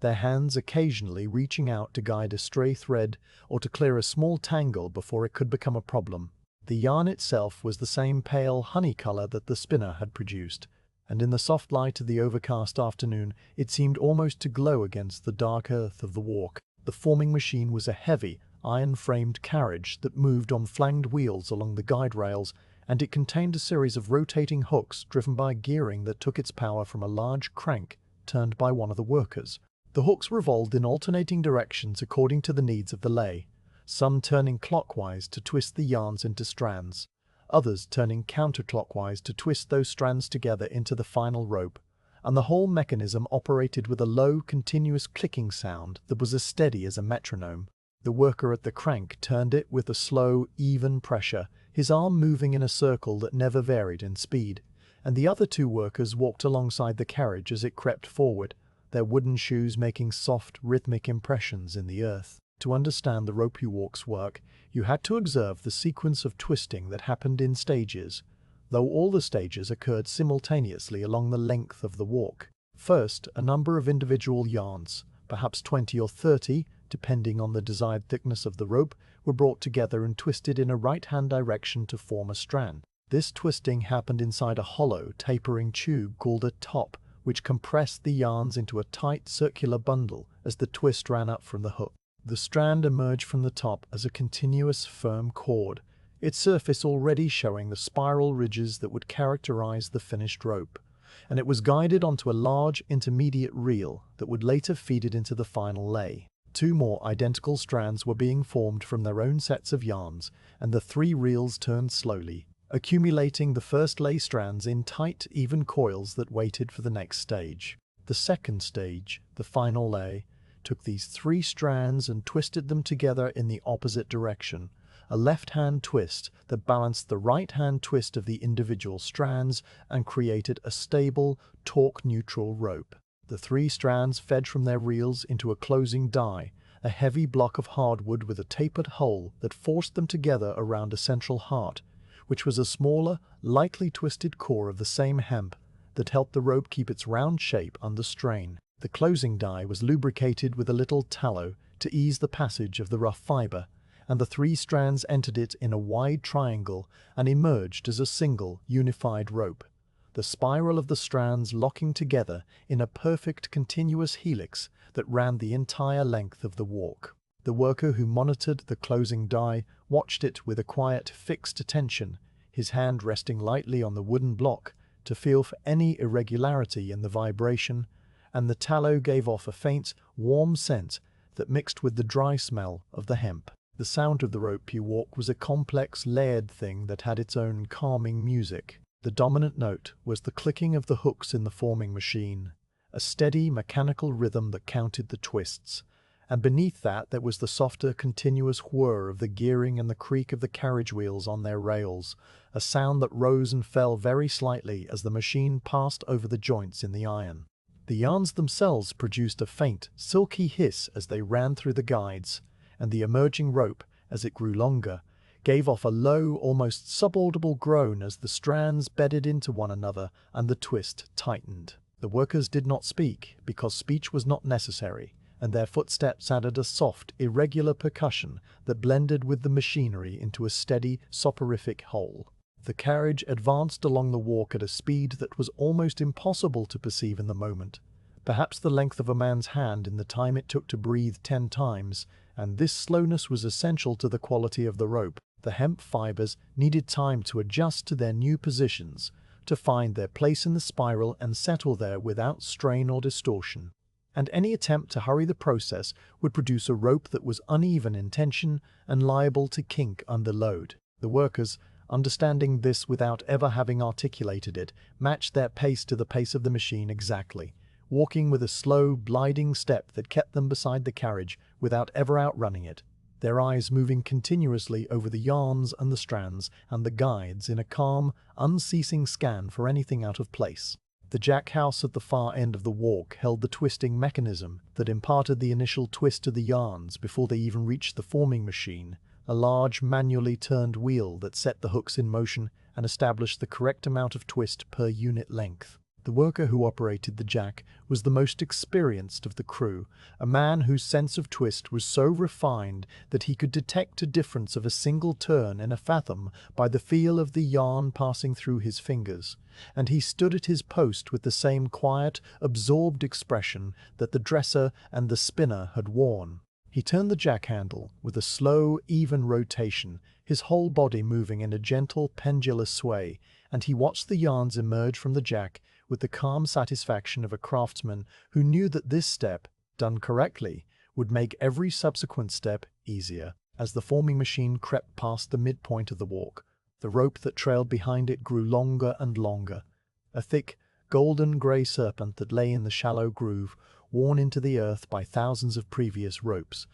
and its surface was a study in texture and color. The 3 strands were clearly visible in their alternating spiral, each one a compact bundle of yarns that had been twisted to exactly the same tension, and the rope's circumference was perfectly round, with no flat spots or bulges. The color was a warm, honeyed gray, a little darker than the original yarn because the twisting had compressed the fibers and brought them into closer optical contact, and the surface was smooth but not drossy, with a fine, almost velvety nap of short fiber ends that caught the light in a soft, diffuse way. The rope smelled strongly of hemp and faintly of the river, and it was cool to the touch despite the friction of its formation, the twisted structure holding the ambient temperature of the autumn air. The workers reached the end of the walk when the forming machine had traveled all the way to the jack house, and they stopped the crank and let the carriage come to a gentle halt, its wheels resting against wooden chocks that had been placed for that purpose. The rope now lay stretched out along the full length of the walk,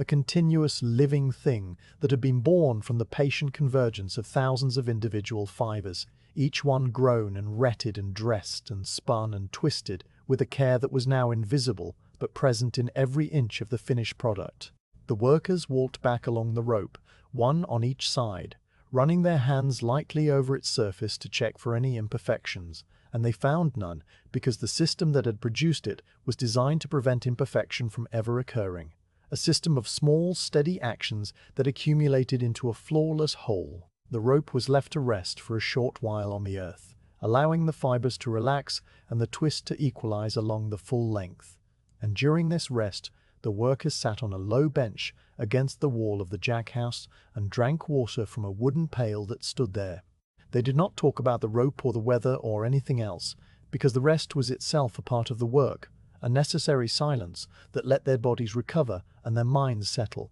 and they looked out over the long, straight length of the walk with the same quiet gaze the dresser had given the window in his shed. A small bird landed on the guide rail, looked about with quick, jerky movements, and then flew away again, and the rope lay still, its golden-grey surface darkening very slightly as the afternoon light began its slow retreat toward evening. The final act of the rope walk, before the rope was ready for the tar house, was to cut it to the ordered length and secure the ends with small whippings of spun yarn so that the twist would not unravel. A worker at each end performed this task simultaneously, winding the whipping twine in tight, even turns and finishing with a loop that was pulled snug, and the sound of the twine being pulled tight was a small, sharp note that echoed briefly along the walk. The cut ends were clean and revealed the internal structure of the rope, the 3 strands packed tightly around the central heart, the individual yarns visible as a complex geometric pattern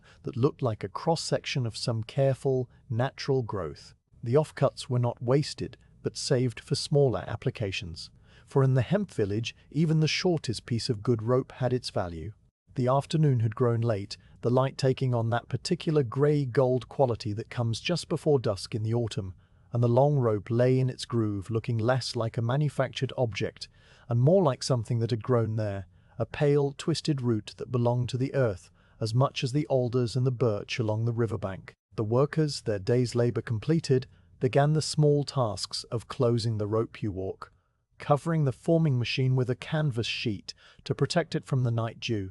coiling the unused yarns neatly on their creels, sweeping the earth clear of any loose fiber or tallow drips, and checking the guide rails for anywhere that would need attention tomorrow. These tasks were performed with the same steady, unvaried pace that had characterized every stage of the rope's creation, and they took as long as they needed to take, neither rushed nor drawn out, a fitting conclusion to the slow, measured rhythm of the day. When everything was in order, the workers walked away from the rope walk in the same direction the forming machine had traveled, heading toward the village and their evening meals, and the rope remained behind, stretched out in the quiet dusk under the grey sky, patient and still. It would wait there through the night, protected by its own inherent toughness and the sheltering walls of the walk, and in the morning it would be taken to the tar house where the hot Stockholm tar would seal its fibers against the sea. The rope walk, now empty of its makers, settled into silence, the only sound the faint, distant murmur of the river and the occasional creak of cooling metal, as the forming machine gave up the last warmth of its moving parts to the cooling air, and the long, straight path of packed earth lay ready for the next day's work, whenever that work should begin. The inspection of the finished rope was a quiet ritual that took place in the long, even light of early morning before the dew had fully dried from the packed earth of the walk, and it was performed by a man whose title was inspector but whose manner was that of a careful reader returning to a familiar and beloved text. He arrived at the rope hook carrying a small wooden case that held the tools of his trade, and he walked slowly along the length of the newly made rope that lay in its groove like a great, dormant serpent, his eyes already moving over the surface before he had even opened the case. The morning was still and grey, the kind of morning that seemed to hold its breath, and the inspector's footsteps were the only sound on the walk, a soft, even crunch of leather on earth that matched the slow cadence of his gaze. He began at the end nearest the jack-house, setting his wooden case on the ground and kneeling beside the rope with the deliberate care of a man who knew that hurrying would serve no purpose and might cause him to miss something small but significant. The rope end faced him, cut clean and whipped with tight, even turns of twine, and he examined this whipping first because a poorly secured end could allow the twist to back out and the strands to separate, undoing in hours the careful work of the rope walk. He turned the end gently in his hands, feeling the firmness of the twine under his thumb, checking that each turn lay snug against its neighbor, without gaps or overlaps,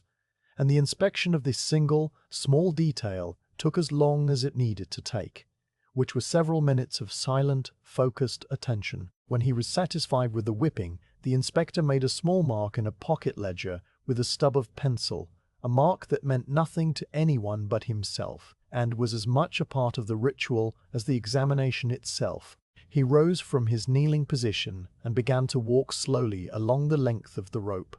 his path parallel to it and his body slightly bent at the waist so that his eyes could trace the continuous spiral of the 3 strands. The light, though grey and diffuse, was sufficient to reveal the surface texture in all its detail, and the inspector looked for thin spots where the diameter might have narrowed, for flat sections where the lay might have been compressed unevenly, for any stray fibers that stood proud of the surface and indicated an imperfect twist, and for the overall consistency of the spiral that should run, uninterrupted and uniform, from one end to the other. His pace was a slow, shuffling walk, his feet advancing no more than the length of his own shoe with each step, and his gaze never left the rope except to glance up briefly and reorient himself before resuming the examination. You could observe, from a position somewhere along the walk, the way the inspector's hand travelled alongside his eyes, not touching the rope constantly, but ready to touch it when something caught his attention, and when he did touch it, the motion was light and precise,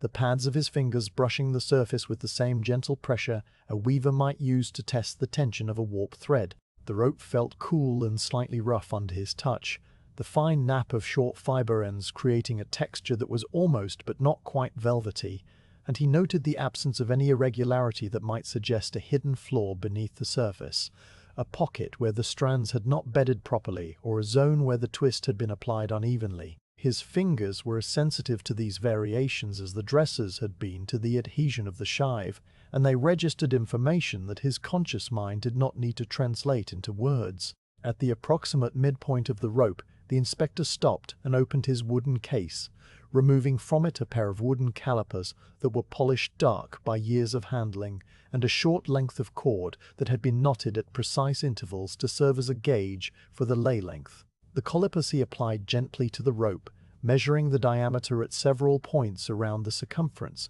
to ensure that it was truly round and that it matched the specification required by the British naval stores, a measurement that had been determined decades ago by men who knew exactly what diameter of rope was needed for each application on a ship. The calipers closed with a soft wooden click, and the inspector read the measurement by aligning a mark on the sliding arm with a scale that had been scored into the wood and then darkened with lampblack so that it would be easy to read even in dim light. The diameter at this point was correct, and he noted it in his ledger and moved the calipers to the next point, a hand's breadth farther along, and measured again, and every measurement was the same, a uniformity that spoke of the rope-you-walk crew's skill and the spinner's even yarn and the dresser's careful preparation. The measuring cord he used to check the lay length, laying it along the rope so that the knots aligned with the peaks of the spiral, and he counted the number of inches between successive crossings of the same strand.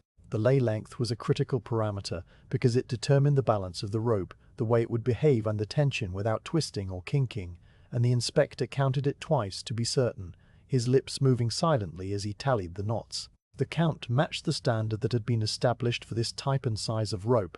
a standard that was recorded not in any written document, but in the inspector's memory and in the collective memory of the village that had been making rope to this specification for longer than anyone could trace. He wrote the number in his ledger and returned the measuring cord to the case. The third tool in the case was a simple scale for weighing a sample, and the inspector used a small sharp knife to trim a short length from the very end of the rope, a piece no longer than his little finger, which he would later take to the weighing room where a balance scale and a set of brass weights waited. This sample was the only part of the rope that would be sacrificed for testing, and it was small enough that its loss did not affect the rope's function, and even this tiny offcut would not be wasted, for it would join the tow and the herd in the basket of small remnants that found their uses in the village. The inspector placed the sample in a small cloth pouch and returned it to the case, and then he closed the lid and resumed his slow walk along the remaining half of the rope. The inspection continued in this way,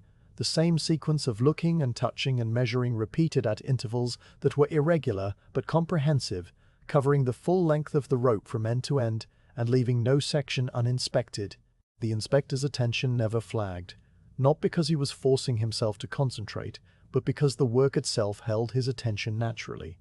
the way a calm, repetitive task can occupy the mind without straining it, and the minutes passed in a quiet, absorbed state that was not so different from the state the dresser inhabited at his heckling bench or the spinner at her wheel. The morning light, which had been flat and grey when he began to shift as the sun rose higher behind the cloud cover, becoming a little brighter and a little warmer, without ever breaking through into direct sunshine, and the shadows under the rope softened and changed shape, revealing new angles of the surface texture that the inspector's eyes automatically rescanned. When he reached the far end of the rope, the end that would be attached to the barge and later to the ship, the inspector performed the same examination of the whipping that he had done at the first end, and he found it equally sound. He then walked back to the midpoint, not inspecting this time, but simply walking with his hands clasped behind his back and his eyes looking out over the rope you walk and the village beyond, and his expression was one of quiet, undemonstrative satisfaction.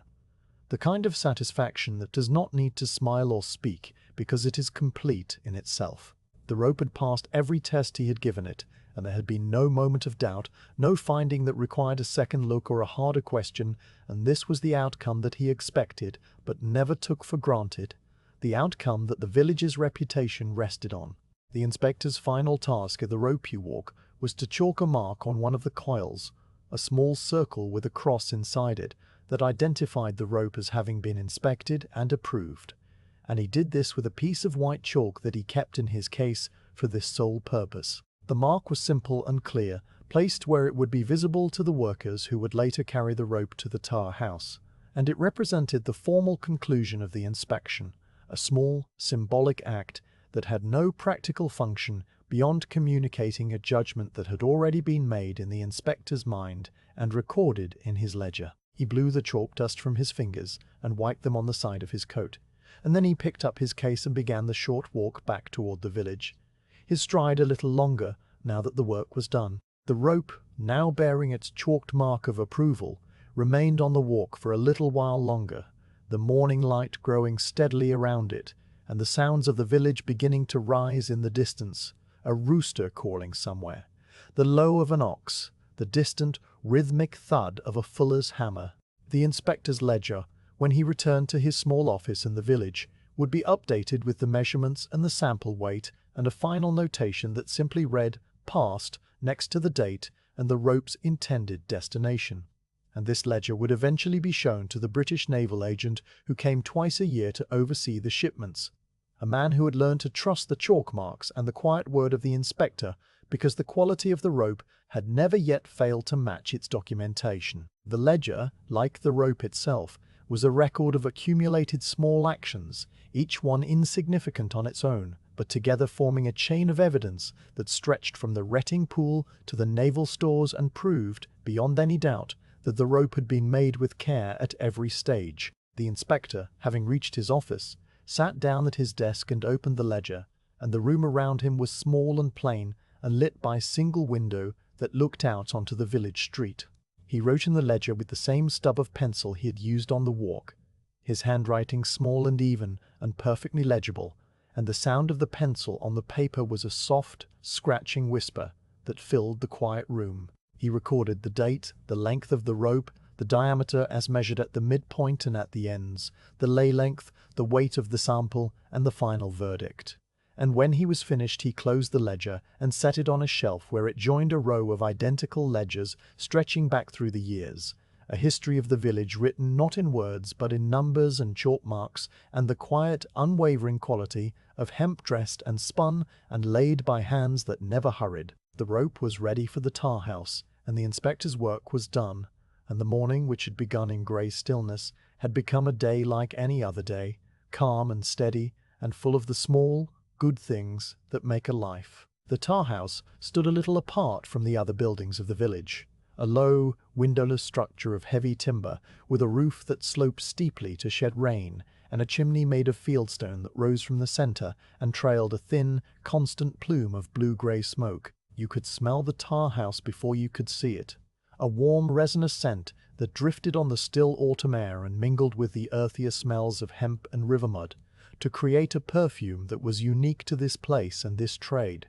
The scent was not unpleasant, but deep and ancient, the smell of pine forest that had grown centuries ago in the cold north and been converted by slow fire into the thick, dark liquid that now waited in an iron kettle inside. The rope that had passed the inspector's scrutiny, arrived at the tar house carried by the same workers who had walked beside the forming machine on the rope walk. And they brought it not as a single long length, but carefully looped into a loose, open coil that could be drawn smoothly through the tar bath without tangling. The coil was heavy, the rope having absorbed nothing yet but its own twisted tension, and the men carried it between them on a wooden pole that they rested on their shoulders, walking in step along the track that led from the ropey walk to the tar house door. The door was wide and low, made of thick planks that had darkened with age and absorbed their own share of tar over the years, and it swung open on iron hinges that made no sound because they were kept constantly lubricated by the very substance that was used inside.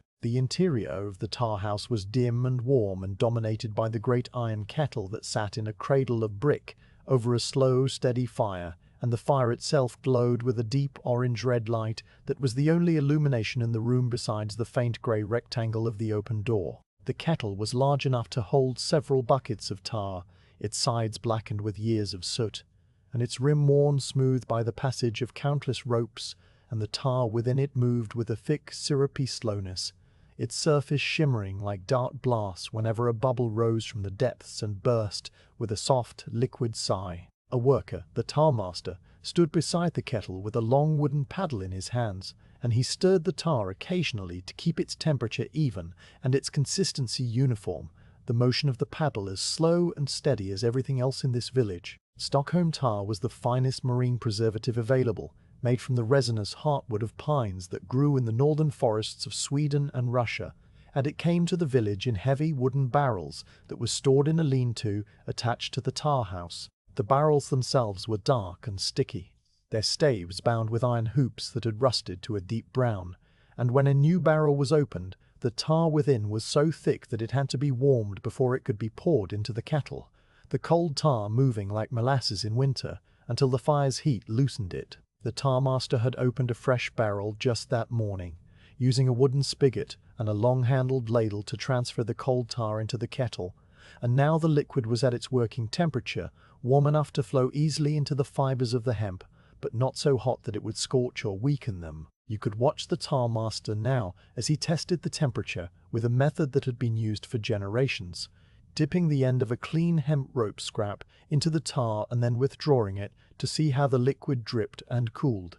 his eyes gauging the viscosity by the way the drops formed and fell back into the kettle. The tar at the correct temperature would drip slowly, forming long, thin threads that stretched and narrowed before breaking, and it would coat the fibers completely without pooling or running, a property that was essential for the even saturation of the rope. The tar master nodded to himself, a small private confirmation that the bath was ready, and he gestured to the workers who had brought the coil to begin the slow process of passage. The workers lifted the coil from the carrying pole and brought it to the far end of the kettle, where a smooth wooden roller mounted on iron brackets guided the rope down into the tar and up again on the other side,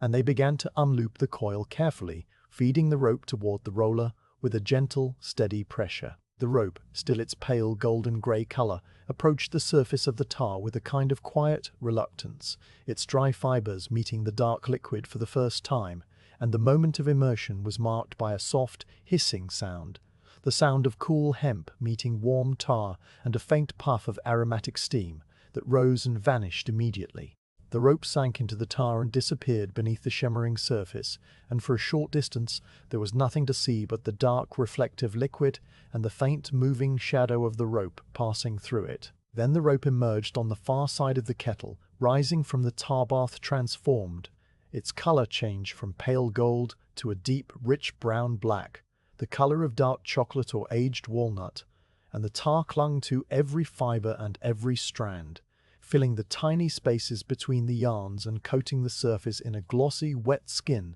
that gleamed in the firelight. The rope dripped as it rose, thick, slow drops of excess tar falling back into the kettle with a soft, regular plopping sound that was as steady as a slow heartbeat, and the smell of the hot tar intensified, surrounding the workers and the visitors and anyone standing near with its warm, balsamic richness. The excess tar could not be allowed to remain on the rope, for too much tar would make the rope heavy and sticky and unpleasant to handle, and so the rope passed next through a wiper, which was a simple device consisting of two wooden blocks wrapped in layers of old leather pressed together by an adjustable iron weight. The leather was saturated with tar from long use, dark and supple and slightly shiny, and as the rope was drawn between the blocks, the excess liquid was squeezed gently away, leaving a thin, even coating that penetrated only as deep as the outer yarns, enough to protect without overloading. The sound the wiper made was a soft, wet, squeezing sound,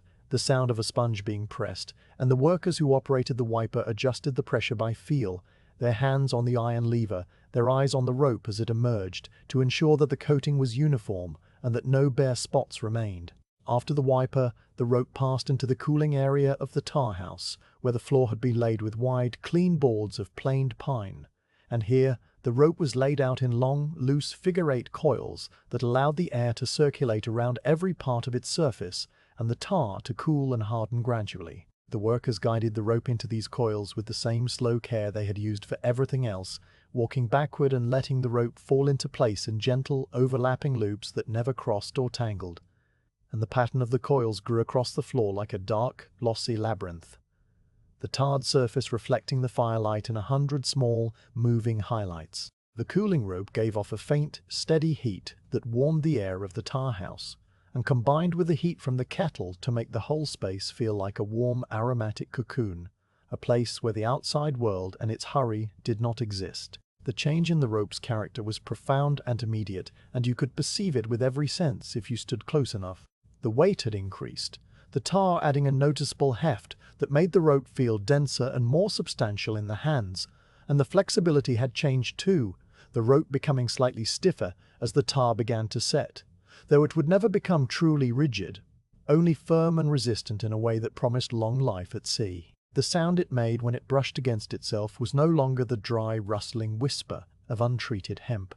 but a soft, muffled thud, a slightly sticky, subdued sound that spoke of the thick, viscous liquid now embedded in every fiber. And this sound would become as familiar to the sailors who handled it as the dry sound had been to the dresser and the spinner. The smell of the tarred rope was the most emphatic change, a powerful, clean, piney smell that filled the tar house and clung to the workers' clothes and hair and skin, a smell that would not wash out easily, but that the workers had long ago stopped noticing, except as the background scent of their lives. The Stockholm tar had a particular quality, a sweetness beneath the smokiness, a hint of the living tree that had given its resin, and this sweetness marked the rope as having been treated with the finest preservative available,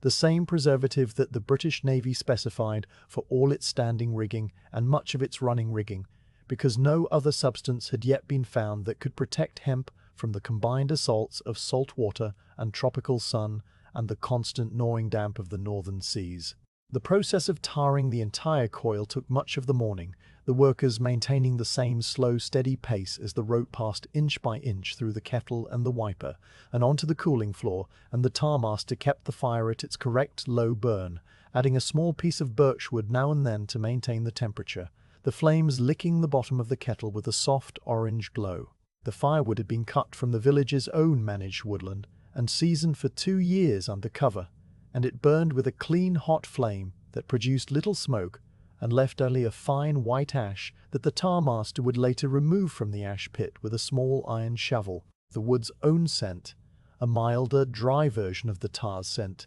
mixed with the rich aroma of the kettle to create a layered, comforting atmosphere that made the tar house feel like a place outside of time, a place where the same task had been performed in the same way for as long as the village had existed. When the last length of rope had passed through the kettle and been laid on the cooling floor, the workers stepped back and surveyed their work with the same quiet satisfaction that had marked the dressers and the spinners and the inspectors' completion of their own tasks. The coils covered most of the floor, a dark gleaming spiral that seemed almost alive in the flickering firelight, and the tar was already beginning to set, its surface losing the high gloss of the liquid state and taking on a softer, more matte appearance as it cooled and hardened. The workers would leave the rope here to cure for a full day, during which the tar would penetrate deep into the fibers and polymerize slightly, forming a tough, flexible, water-resistant skin that would not wash off or crack, and after the curing the rope would be ready for its final coiling and its journey to the river dock. The tar master banked the fire so that it would burn very slowly through the rest of the day, just enough to keep the remaining tar in the kettle warm for the next batch, and he cleaned the paddle and the wiper with a rag that he then hung on a hook near the door, where it would wait, stiff and dark, for the next use. The other workers left the tar house one by one, stepping out into the cool, fresh air of the late morning and blinking in the grey daylight after the dimness of the interior. And they carried with them the smell of the tar, a scent that would follow them through the rest of their day and into their evening meals and their sleep. A constant reminder of the work they had done and the sea they had never seen, but whose demands they met every day. The tarred rope, alone now in the warm, dark interior of the tar house, settled into its long curing with the patience that all hemp products seem to possess, its fibers slowly drinking in the protective resin, its color deepening to a dark, rich brown that was almost black in the shadows, and its smell rising steadily to fill the empty space with the ghost of northern forests. Through the long, slow hours of the afternoon and the night, the fire would dim to embers, and the tar would cool, and the rope would lie still on the clean pine boards, and no one would disturb it, because the tar house was a place of quiet transformation, a place where the rope completed its long journey from field to sea by accepting the final gift of the pine tree, the gift that would allow it to hold fast against wind and water and time. When the workers returned the next day, the rope would be ready for the last stage of all, the coiling and the cart and the river barge that would carry it away from the village forever. But for now it rested, dark and still and patient, in the warm, fragrant dark. The rope had cured for a full day and a night in the warm darkness of the tar house, and when the workers returned to fetch it on the morning of its departure, the surface of the tar had set to a firm, matte finish that no longer stuck to the fingers, but still carried the deep, piney smell of the northern forests. The coils on the clean pine boards had kept their shape, the figure-8 loops lying exactly where they had been laid, and the workers began the careful process of lifting them and carrying them out into the pale grey light of the autumn morning. The rope was heavier now than it had been when it entered the tar house, the Stockholm tar having added its own substantial weight to the hemp, and the men handled it with a slow, deliberate respect, their hands protected by heavy leather gloves that had been darkened and stiffened by years of similar work. The coiling for transport was a different art from the loose laying out on the cooling floor, requiring a tighter, more compact arrangement that would fit on the flat cart and survive the jolting journey to the river dock without tangling or kinking. The workers brought the tarred rope to a clean, open area of packed earth near the tar house door, where a single upright wooden post had been set into the ground for this very purpose, its surface worn smooth by the passage of countless coils over countless years. One of the men, the most experienced at this particular task, took the end of the rope and began to form the first loop around the post, his movements slow and circular, his feet shuffling sideways in a continuous, spiraling path as he laid the rope down in a tight, even ring. You could stand nearby and watch the coil grow ring by ring, each new loop laid carefully against the previous one so that the whole assembly remained tidy and compact, the dark, tarred surface of the rope contrasting with the pale, packed earth and the grey morning sky. The worker kept a steady tension on the rope as he circled the post, not pulling it tight enough to stretch the fibers, but maintaining just enough pull to ensure that each loop lay snugly against its neighbors without gaps or overlaps, and the rhythm of his progress was a slow,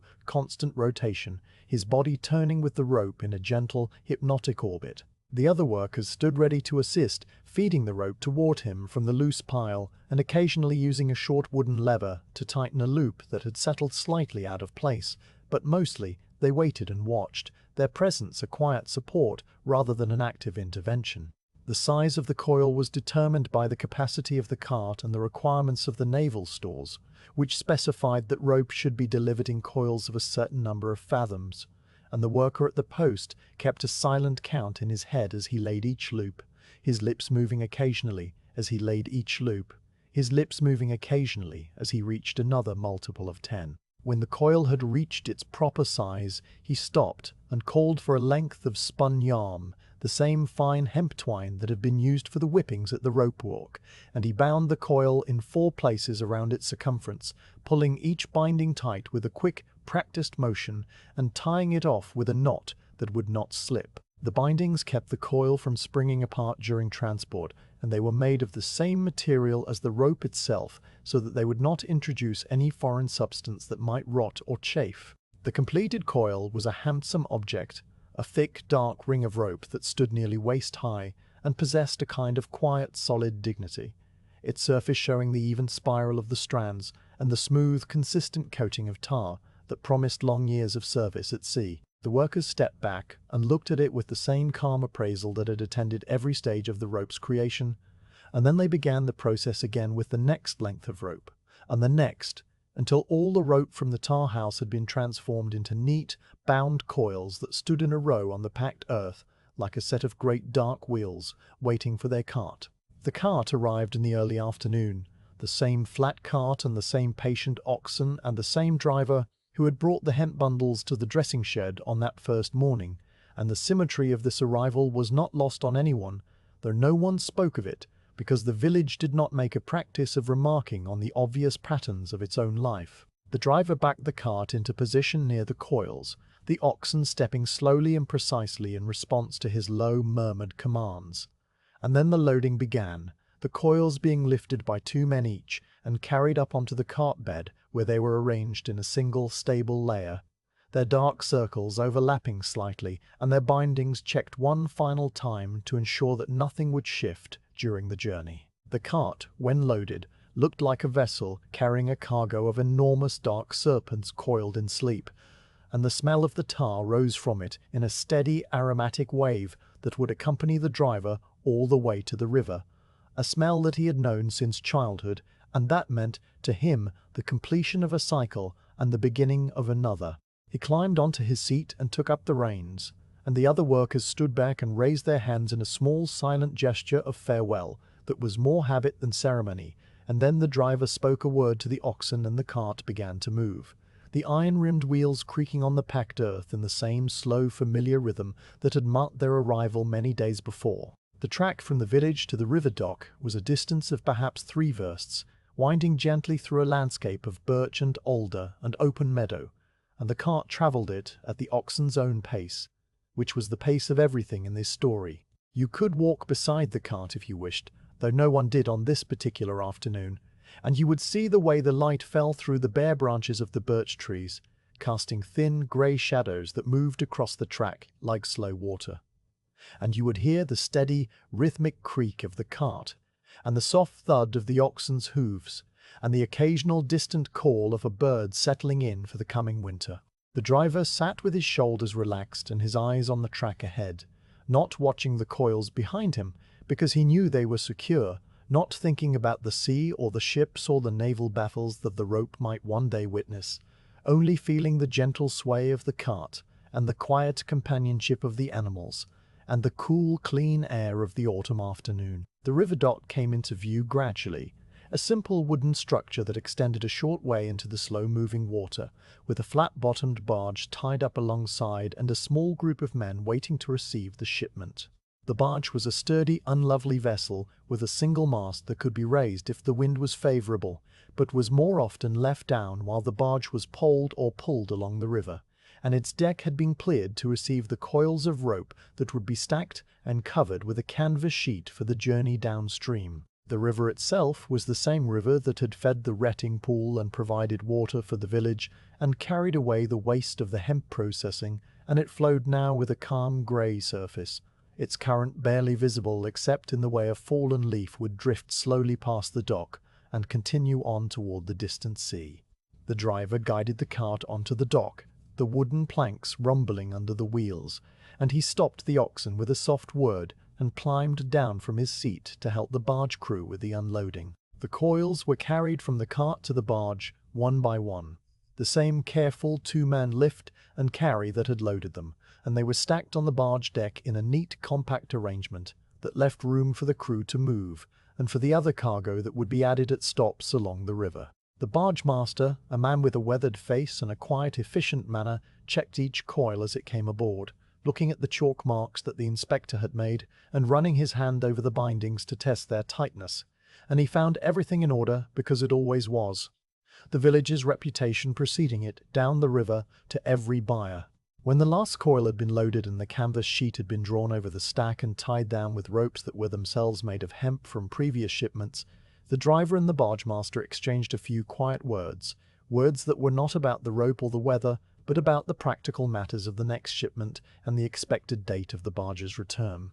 And then the driver turned back to his cart and it began the slow journey home. The barge crew cast off the lines and pushed away from the dock with long, smooth poles, and the barge slid out into the current and began to move downstream, its pace not much faster than the ox cart's pace, its path a slow, meandering drift that would take many days to reach the main trading port where the rope would be transferred to a larger vessel and eventually to the naval stores. You could stand on the dock and watch the barge until it disappeared around the first bend of the river, its dark shape growing smaller and smaller against the grey water and the grey sky. The canvas-covered coils a low, humped silhouette that was the last visible sign of all the work that had been done. The river, after the barge had passed, returned to its quiet, unbroken surface, the ripples of the barge's passage smoothing out and vanishing as if they had never been. And the only sounds were the soft lap of water against the dock pilings, and the distant fading cry of a bird, and the slow creak of the cart as it climbed the track back toward the village. The rope was gone now, on its way to the sea that it had been born for, and the village would continue its quiet, steady life. The brake and the heckling combs and the spinning wheel and the ropey walk and the tar house all waiting, patient and ready, for the next day and the next coil of rope that would travel the same track and the same river to the same distant, unseen destination. The driver, on his way back along the winding track through the birch and alder, did not look over his shoulder at the river or think about the rope or the barge. He looked ahead at the familiar path and felt the steady, reassuring movement of the oxen and the cart, and he let his mind settle into that quiet, wordless state that comes at the end of a task completed, and a day drawing to its close. The village appeared ahead of him as the afternoon light began to soften toward evening, its roofs and chimneys and the thin columns of smoke rising from its hearth fires, and he guided the oxen toward the shed where the cart would be stored and the animals unyoked and fed. And the day's work, like the rope's journey and the river's flow and the slow turning of the seasons, came gently to its rest.